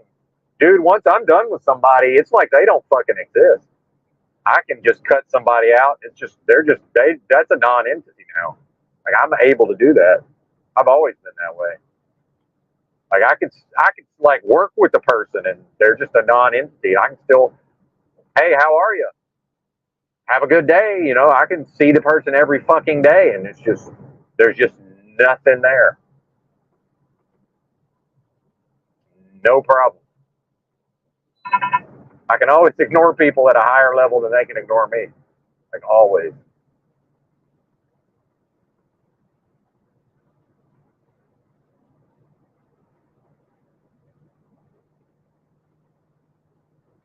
Oh, now the cruise control's not going to work again. It makes no sense. Why does it keep doing this? I don't get it. But I bet if I stop and turn the truck off and turn it back on, it'll start working again. What even is this?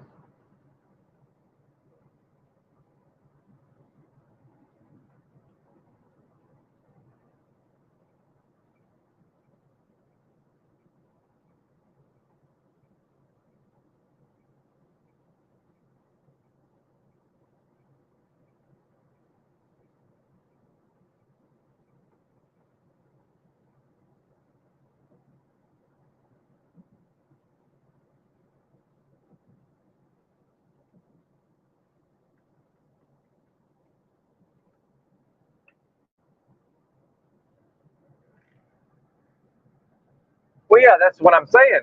Musical is a secret, and it's kind of back to my thing when I said, you know, I realized at a certain point,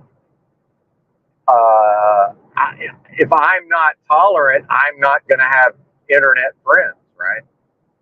So exactly, it's like, so if I'm too intolerant, I'm doing the version of there's going to be somebody like Music Holds a Secret going. I mean, what the eventually there it's just there's not enough in it for the other person to continue the engagement, right? So I think that's where we're getting with Bex is she has many positive qualities, right?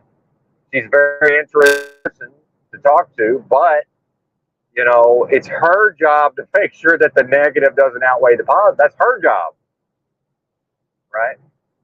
But then you get into, sometimes people are self sabotaging, and it's like, yeah, but and then I know she's been critical of my ability to, psychoanalyze or whatever, but it's like, yeah, of course, we all do that. There's nobody who's analytical and intelligent who doesn't psychoanalyze other people. Like, yeah, maybe I'll just admit to it and don't try to hide it, but we all fucking do it to some extent. I'm not going to be. I'm not going to live in this world where I'm the only one doing that thing that we're all doing. What are you talking about? Maybe I do more of it. Sure, that's fine. Maybe I just have a greater capacity and I'm more entertained by it. Who knows?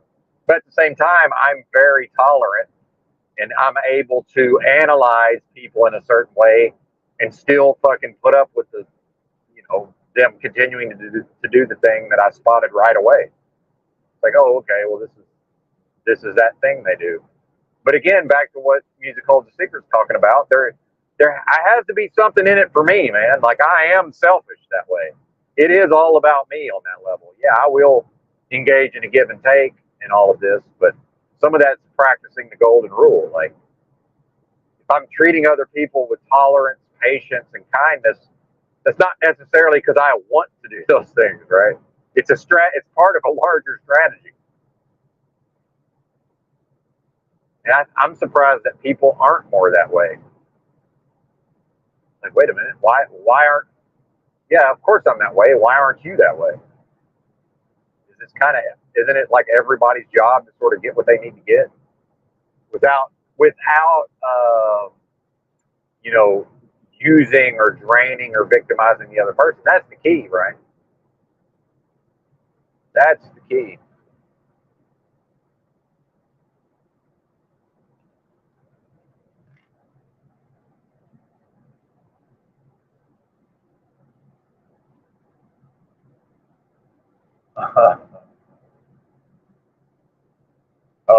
You got somebody that's all into the news cycle. Is that what it is? I'm not quite able to keep up with the comments since I'm driving. But.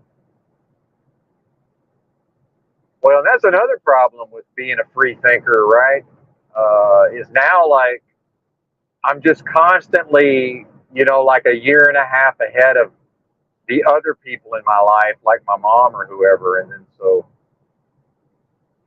there's things I've already like. I was a big Alex Jones fan, but that time of my life has passed, and so now people are catching up to the stuff I used to be into, but now I'm not into it anymore. And, they're not going to be into it at some point in the future. But like, am I really going to humor this?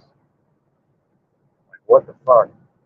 Now I got to be punished because I'm like, ahead of these narratives somehow compared to other folks.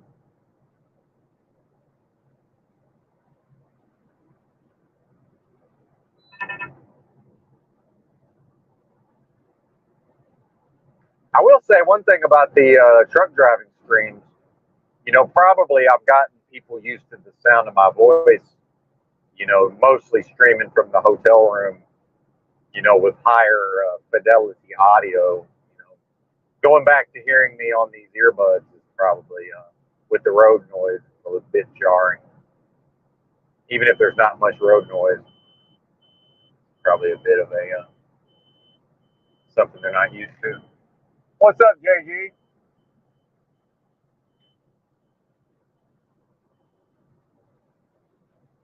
Something about a UFO?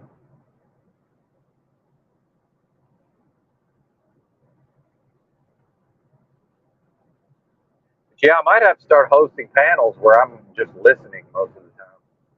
Maybe less and less. I'm just not even really having stuff to talk about. Well, and that's not even true. There's always something to talk about. It's more of that. I probably need another period of deep thinking, right?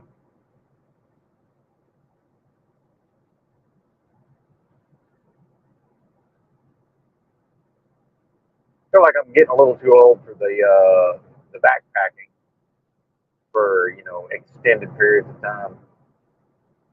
Well, especially now that the West Coast is more or less off limits. That was always a bit of a cheat code, being able to go out west. Of course, JG being from Philly, I'm sure he's got way better cold tolerance than I do. I can handle like you know the southern version of cold, which ain't really cold at all, or when it is actually cold in the south, it never lasts for very long. Like yeah, it gets hot up north, but it doesn't stick around very long. Kind of the same thing with our winters. It's like yeah, it'll might actually hit negative at some point, but it's not going to stay that way.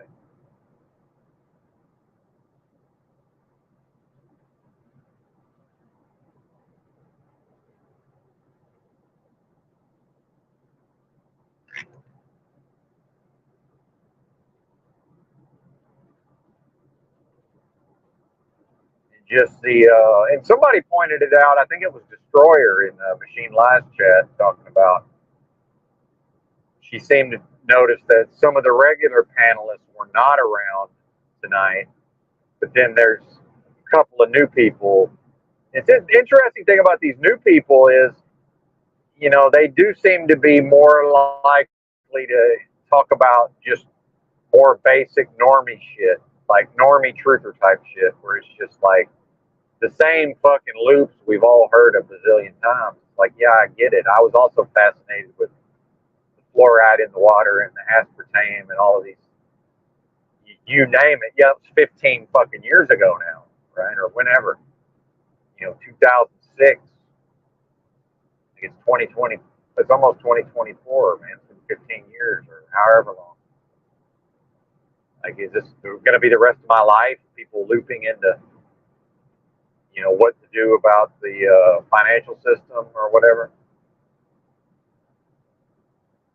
And you can talk about, and I'm not, I don't even mean Tom. He seems to be doing the right thing with crypto. I just mean uh, just people in general with the changes in society. The preparations are not physical, in my opinion. The preparations are mostly psychological and spiritual, right? And I'm not saying I'm there. I'm compared to the average bozo. I am. Right? I'm so far ahead of that game. It's not even funny. And what do I have to worry about other than just the normal fucking worries of daily life? We've all got that. I'm not going to suppress any of that. I am actually pretty calm, cool, and collected for the most part, especially for a person with undiagnosed fake autism. I can certainly, in the past, I've been able to go into an autistic rage with the best of them. That's for sure. So I feel like I'm managing it. Well, I know I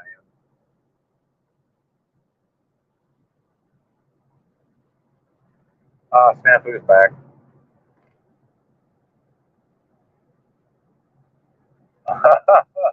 Okay, that's got to be a fake snafu. I think that's Mitchell, but that's pretty funny. And it may not be Mitchell. Mitchell does get accused of some LARPs. That's probably not him.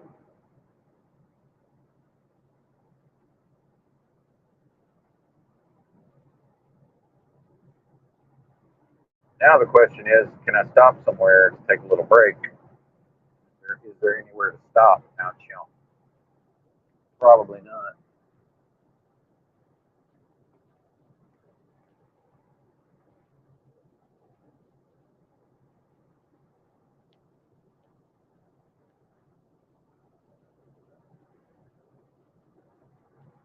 Truck stops, but too high of a risk of getting trapped.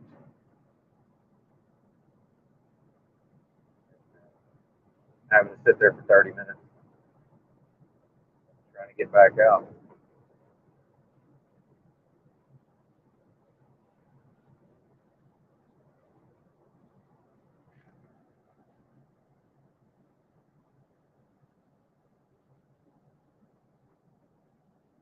Adam Lanza. There was never an Adam Lanza. I'm sure we all know that by now. But of course, official fiction. I always reserve the right to refer to the official fiction. I guess official fiction. There was an Adam Lanza. I've been fascinated with some of these, and lolcow, not really the proper term, but some of these personalities, these social media personalities, like the Daniel Larsons of the world, King Curtis. He's playing himself out though pretty rapidly. With the apparently he's on the duster and alcohol, using alcohol and duster, so his brain's not really working. He keeps getting blackout drunk and having the cops called for welfare checks while he's on the stream. But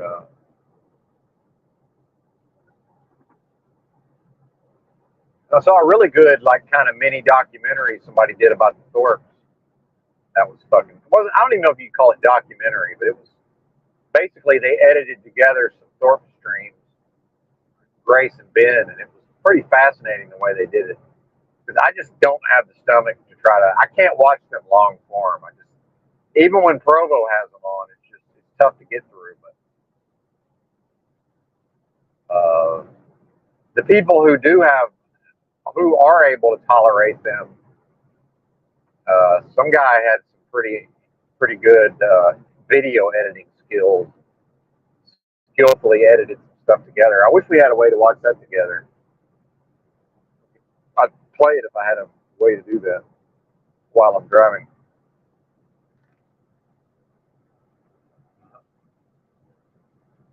Yeah, I bet snafu. Well, that's that's the Lord.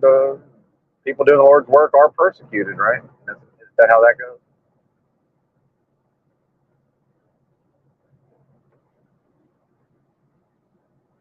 Shout out to 17 in the house.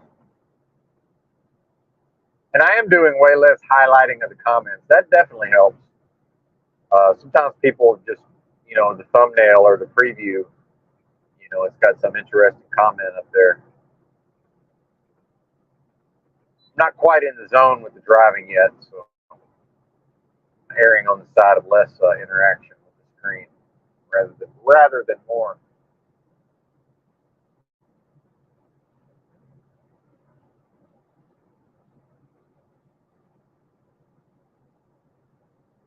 And then, when I talk about society collapsing and all of these things, the moral, the decline in people's morals. Like these people at this trucking company, it's mostly folks from Arkansas or Oklahoma or whatever working at the office there, and just stereotypically, that's a very specific type of person, and just none of them have any problem just straight up lying, and just with absolutely no hesitation, no conscience about it, right?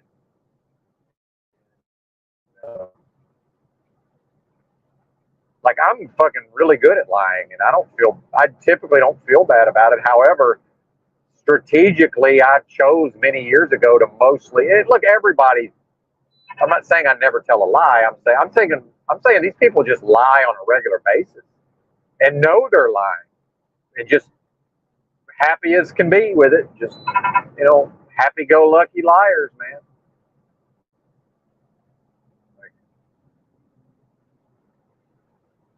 To where there's no way I'm not going to find out that they're lying, right? It's to where like there's no way to not know that I'm being lied to, right? which I don't take personally. This is just how these people are now. It's just morals have declined so much that it's just normal. It's just viewed as, I guess it's just viewed as that's just what you do. You know, these people who have these jobs, it's just involves, part of their job is to lie to me. Right?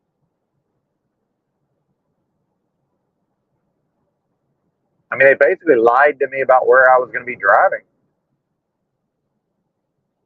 But, you know, part of that's probably a strategy. Looking at my work history, they're probably like, well, shit, he quits here. It's, you know, where the hell is he going to go?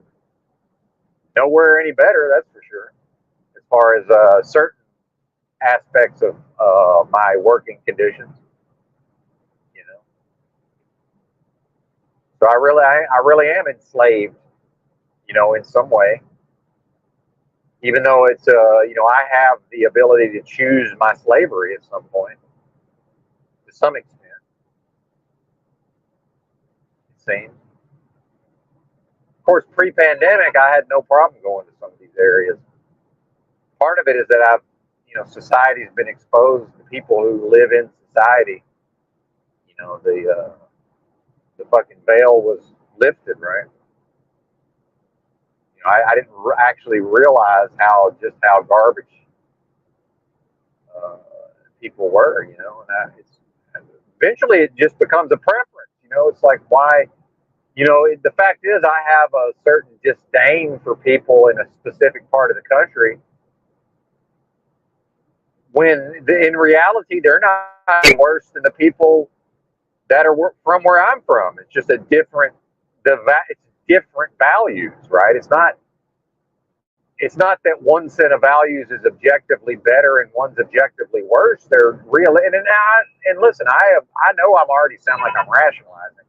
Like I get that, but you know, some of this is my own lying to myself, right? And the fact is, I don't like the people of the Northeast. I prefer the people in out west. However, I'd rather drive a truck in the eastern part of the United States. It's weird driving out west. I don't know. Did you ever get the sense of that? Musical is a secret. It's fuck. I don't like going out there in a truck. It's fucking weird. Just driving into Phoenix, it's fucking strange, man. Like I don't get a strange feeling driving into the east. It's just once I get there, I'm like, oh, I can't stand these motherfuckers. Right? Versus I'm creeped out by driving out west, but it's like once I get there, the people are fine. Like I'm like, yeah, this is how the people are, right? I don't know, man. Am I making any sense whatsoever? I don't know that I would ever want to drive out west, and I damn sure have no desire to drive a truck into California. It really doesn't make much sense to even go out west if a person's like fuck California. I don't know, man.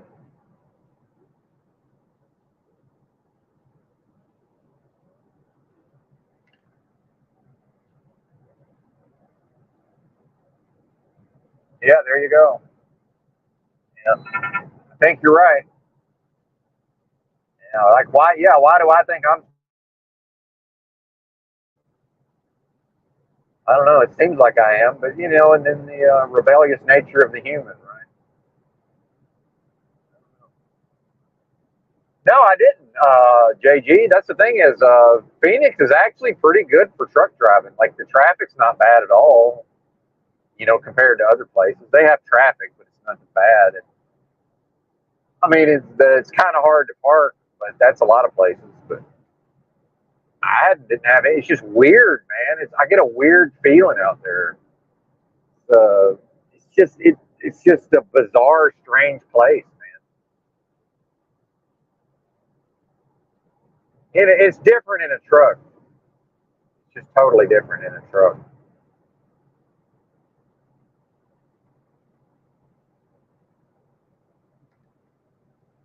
Yeah, the West. Yeah, I agree. In fact, I've frequently said that the West is the best. Uh, and again, I'm only talking about truck driving here because I've spent a ton of time on the West Coast. I love the West Coast. But, yeah, I'm only talking about as a truck driver in this case.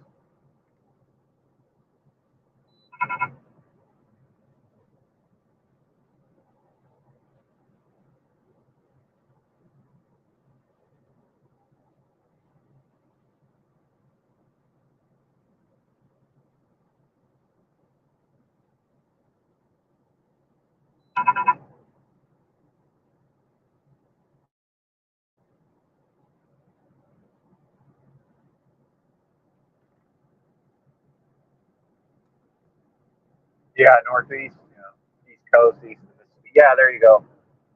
Yeah, man, I didn't like it. I didn't like going out west in a truck. In a truck, I've been out west in my life a lot. I always enjoyed going out to California, Oregon, and Washington. Of course, that was all pre-pandemic, but yeah,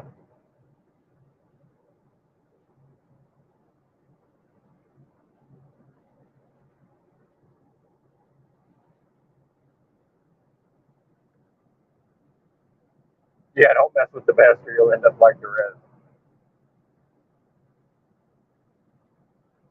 West side is the best side. There you go.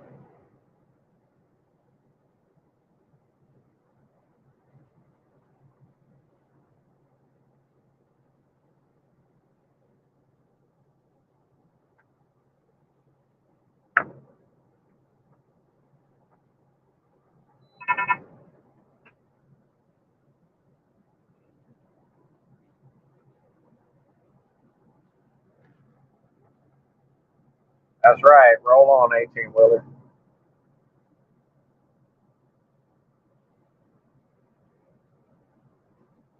Well, other than how trash the people are in the Northeast, the main problem is I'm not the world's best backer upper. Like I'm proficient, right? But man, some of them places are so fucking hard to get in and out of.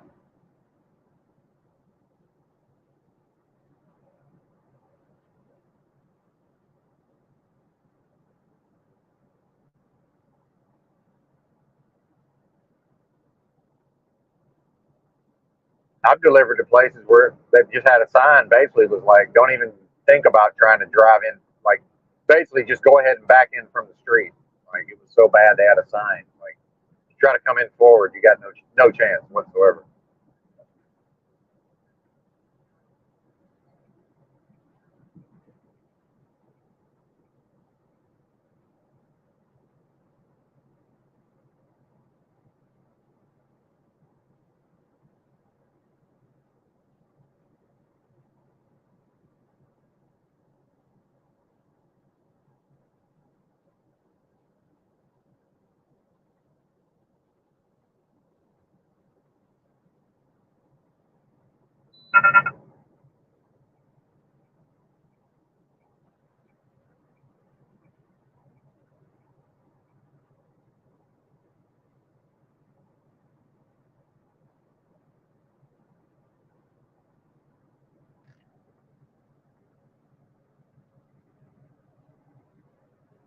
Oh yeah, a lot of sickos. Yeah. You mean like sick in the head?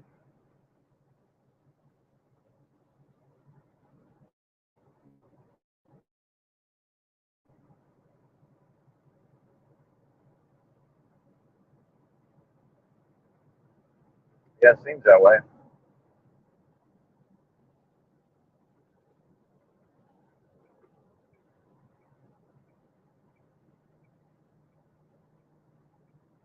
Does it not?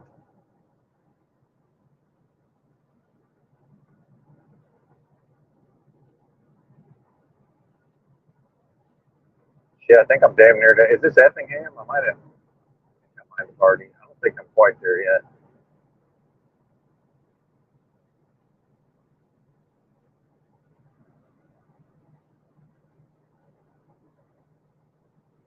Yeah, I think this is it.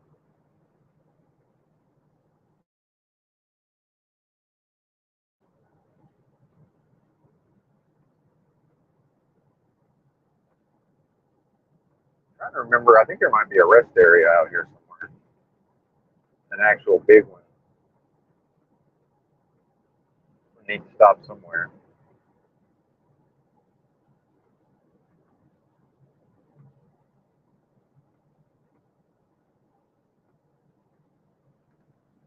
I mean, we've been driving 2.5 hours. That's good for me. I've been known to stop a little too often.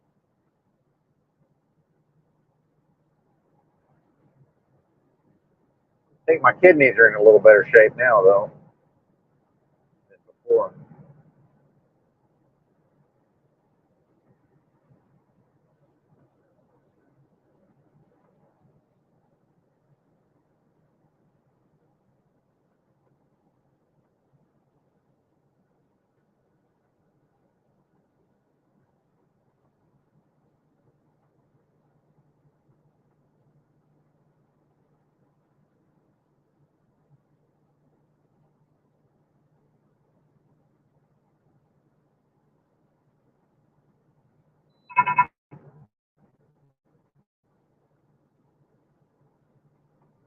Well, they're trying to hype up the illness again. I don't know if y'all noticed that.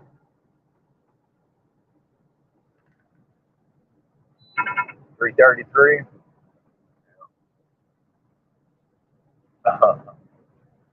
Oh yeah, the insanity. Yeah, I agree, man. Well, these Southerners are losing their fucking minds too, though. It's like a slower burn in a way. I don't know, man. People are unfucking hinged. I know that. Unfucking hinged.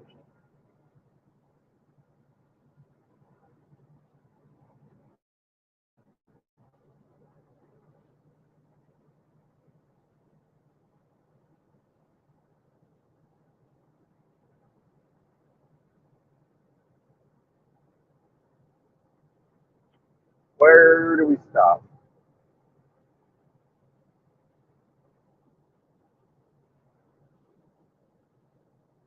Past everything.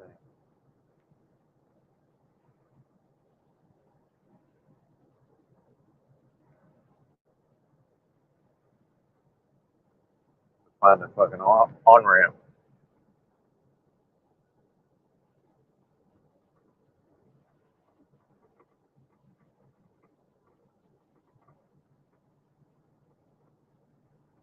Ooh, down the road there, Bo.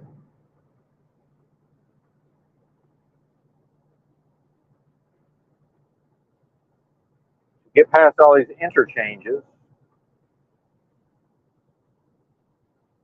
Maybe there will be one of the drawbacks of driving at night. Nowhere to fucking stop. Yeah, I can. There's a truck stop over there. Well, actually, I could have. Yeah, fuel islands. It's only like half full. I hate doing that, but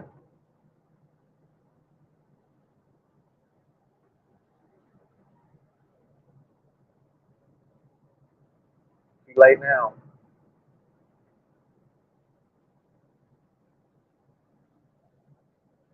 Yeah, I'm going to Ohio. Yeah, yeah. The delivery's not till Monday morning, or this load anyway. Monday morning. We'll get almost all the way there today, fairly early. Since I just started, I guess they just grabbed me something. They're not as worried about maximizing my productivity over this weekend. So I guess I don't care personally. It don't make no matter.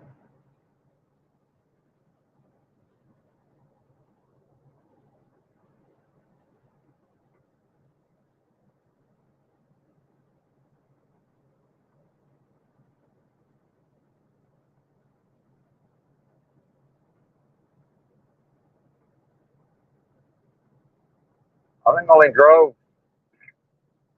I think I barely drove 400 miles yesterday.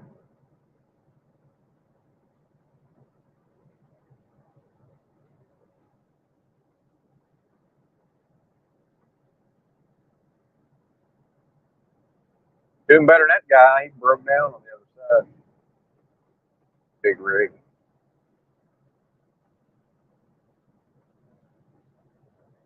Yeah, the Lost Highway.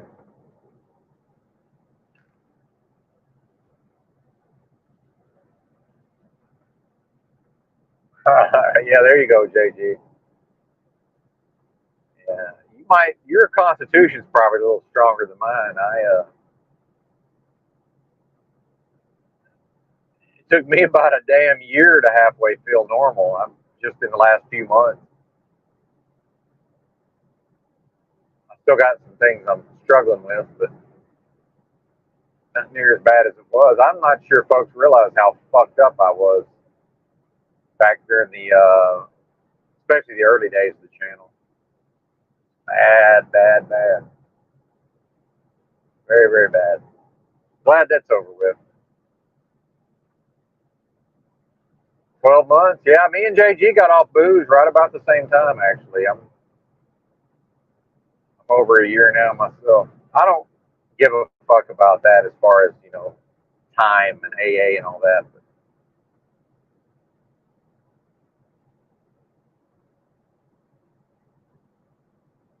and I don't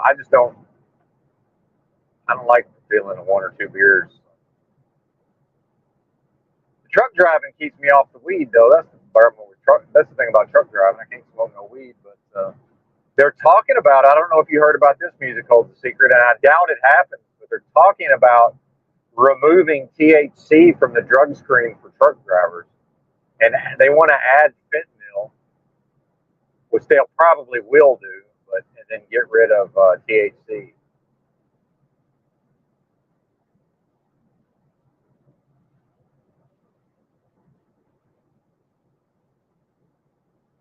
Yeah, drinking so hard on the body, I'm still healing. And like I say, my problems were not all fully caused by a big part of it, as was my poor diet as a young person. I'm sure it was a big component. And then intentionally overeating when I was obsessed with fucking packing on as much muscle as possible back in the day. That certainly did not help anything.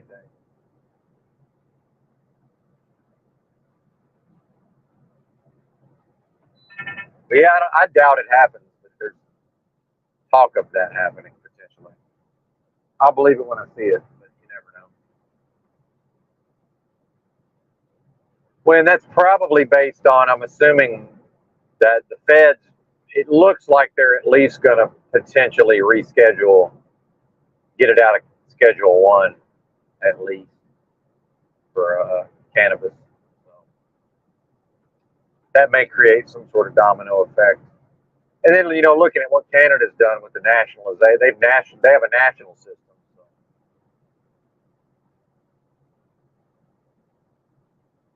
So, the feds might want to get a piece of that pie at a certain point.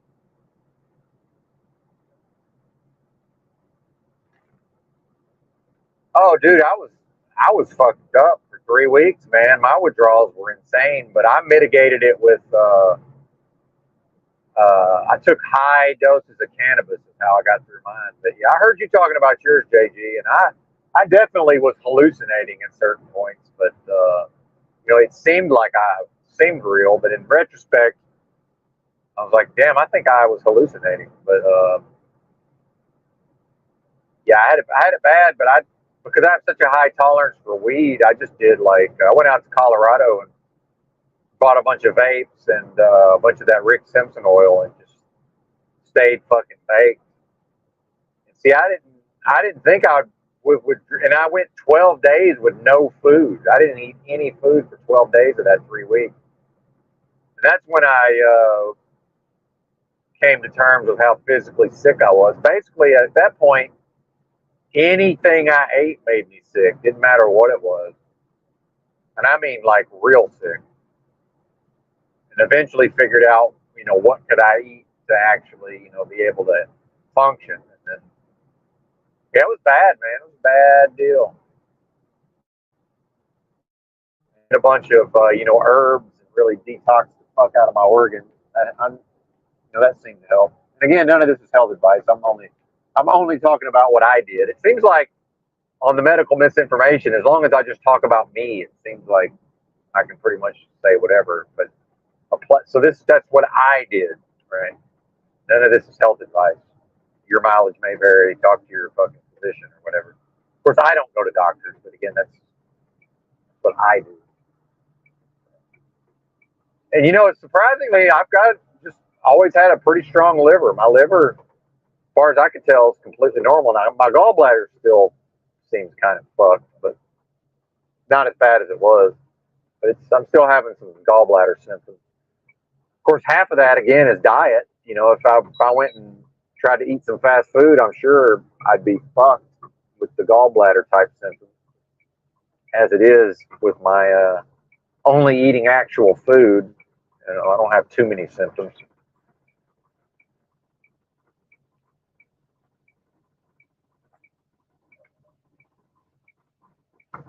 All right, break time.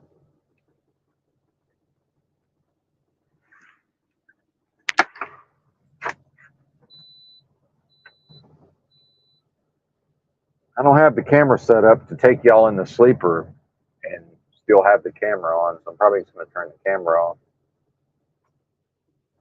Somewhere in here, there's a. What did I do? Oh, yeah, tablet.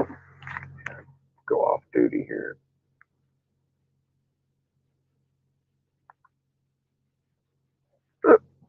Off duty.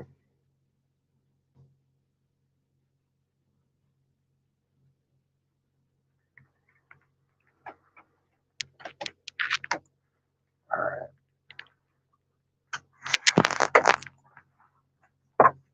Hey, noob, I hadn't seen you in a minute. Although some of that's I haven't been live. Good to see you, sir. Oh, fucking A. Come on. Come on. Yeah, I've got a pretty high. It doesn't bother me too much, but it's annoying. Yeah, it's like anything else. They can't. Whoever's in charge can't leave well enough alone. It's like, oh, because it's funny because historically, oh, you're getting a brand new truck sounds attractive, but that was the first thought I had was, oh, it's going to have the maximum amount of electronic bullshit. Like even when I was driving like a 2020 or 2018, like just those few years, there's way less of this bullshit. Every year, man, they add more bullshit to them. Every fucking year, there's some new annoyance, and they change the fucking programming and the gearing just ever so slightly to get a little bit better fuel economy.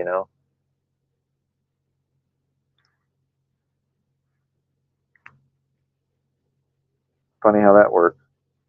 Frog in a pot. Yeah, yeah.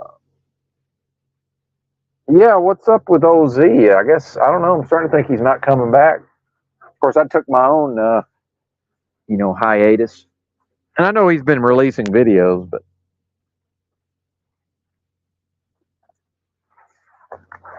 I guess I'm just assuming he got tired of doing it. I mean, who knows? I'm a little surprised. I don't think there's been any explanation, so that part might maybe a little surprising, but yeah. What the fuck?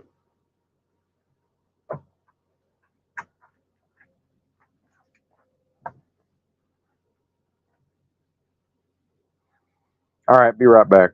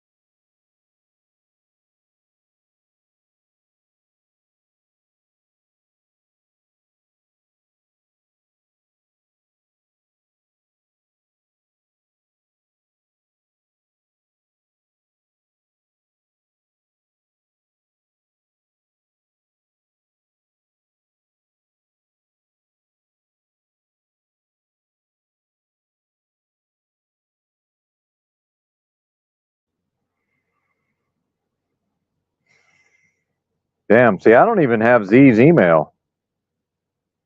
I was requested him to email me at a certain point. Yeah, mine is a terrible thing to waste. That's right. The United Negro College Fund.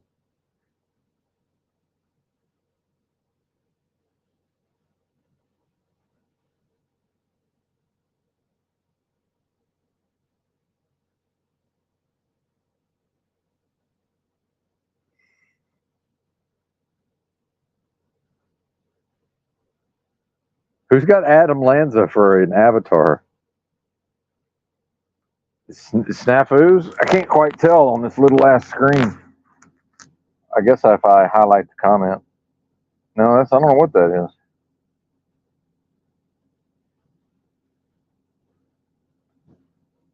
Yeah, yeah, I work for Monograph. That's right. Yeah, yeah, that's right, JG. Adam Lanza was Newtown, Sandy Hook. That was the guy that they blamed for all of that, which never happened, of course.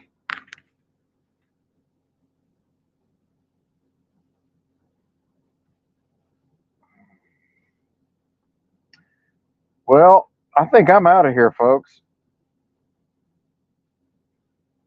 I'm still not, I don't quite have my endurance back yet. So I got pretty tired yesterday. What's up, one enslaved? I don't know if I can leave. I got new people popping in.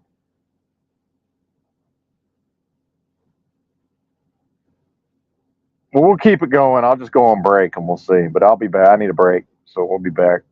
Uh, I hate leaving and then, um, I hate going on break and then coming back and being like, all right, stream's over. So anyway,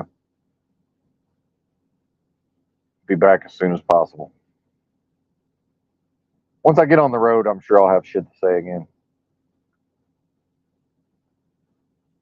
Let's do this one. Yeah. Brief break, returning shortly. No, I'm in, where am I? Illinois. Yep. Be in Ohio here in a bit. That's right. That's right. People are just waking up.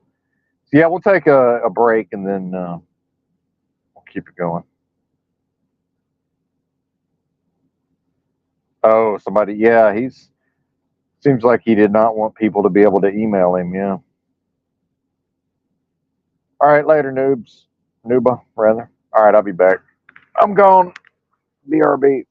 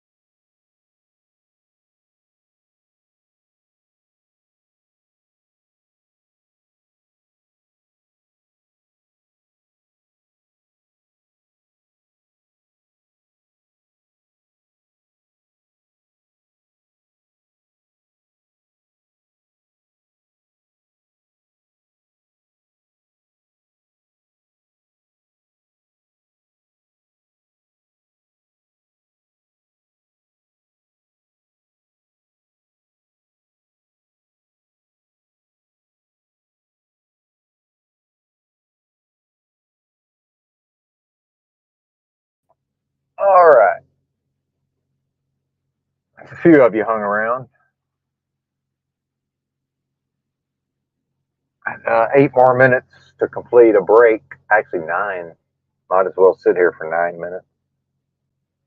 Had a couple of more raw egg yolks.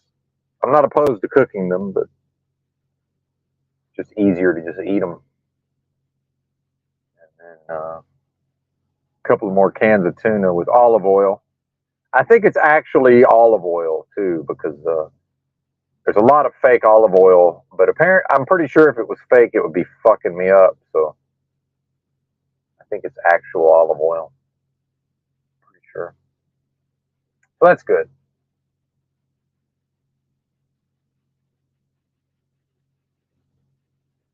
I think when I get some more, if I take ox bile, that got kind of made into a meme, but yeah, ox bile. Anytime I have like a meal with a lot of fat in it, but I'm gonna run out. So before I don't want to take more than 2 a day. But really, I probably need to start doing like 4. Just have like 2 egg yolks and like 1 can of tuna, and do that like 4 times a day. At least for now. Eventually, I want to get on to different foods, but making do as best I can currently.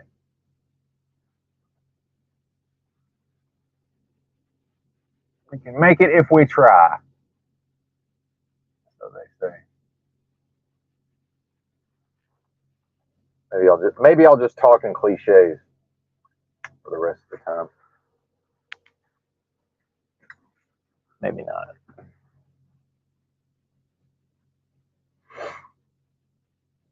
Y'all ever seen those parasite zappers? That Hold the Clark lady, which I understand people are going to say that she died of this and this happened. I'm just separating the person from the ideas. It's marketed as being able to kill parasites and various viruses and stuff in the body. So, if one believes in viruses, and I'm not saying I do, but I got one of those right before I left town and tried it yesterday.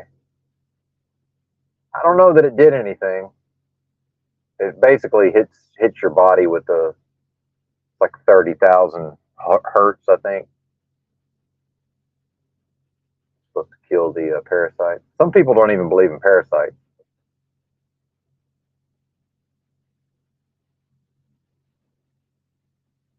They are a thing in my experience.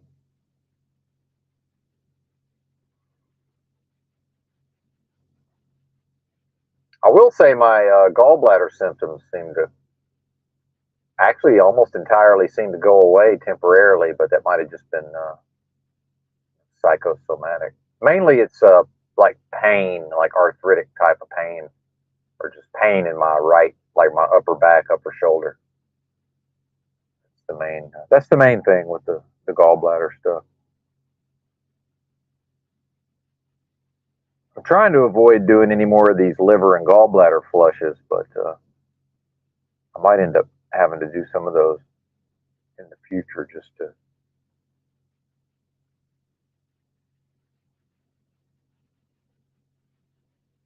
Although hypothetically, all of that stuff should dissolve on its own over time, given proper bowels, or bile rather, bile. I take a taurine, actually taurine and ox bile supposed to help with that. Seems like it does. Yeah, I'm definitely not. I can tell my endurance for driving isn't quite what it will be here pretty soon.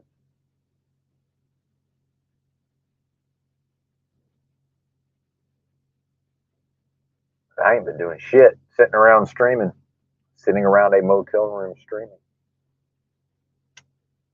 and going to bed super early. Hell, I went to sleep. I don't even know what time. It was crazy early. That might be another one of those days. I might just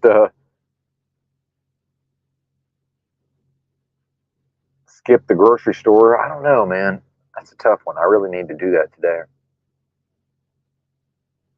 Probably not going to have the option of skipping it. That's just laziness, though.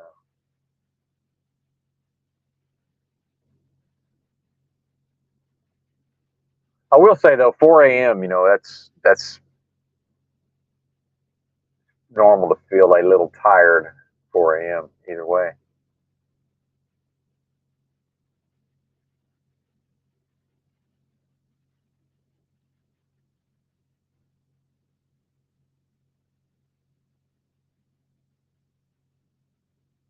Well, I hate to do it to you folks that waited through the break, but I think we're about done here. I almost ended the stream earlier, and I wanted to see if I was going to rally. But, yeah, I think I'll chalk this one up to not quite having my endurance back yet. But we did 3 hours, although some of it was the break. But I'll probably be back on early in the morning or late at night for some of y'all tomorrow, I'm assuming. But thanks for watching. Bye.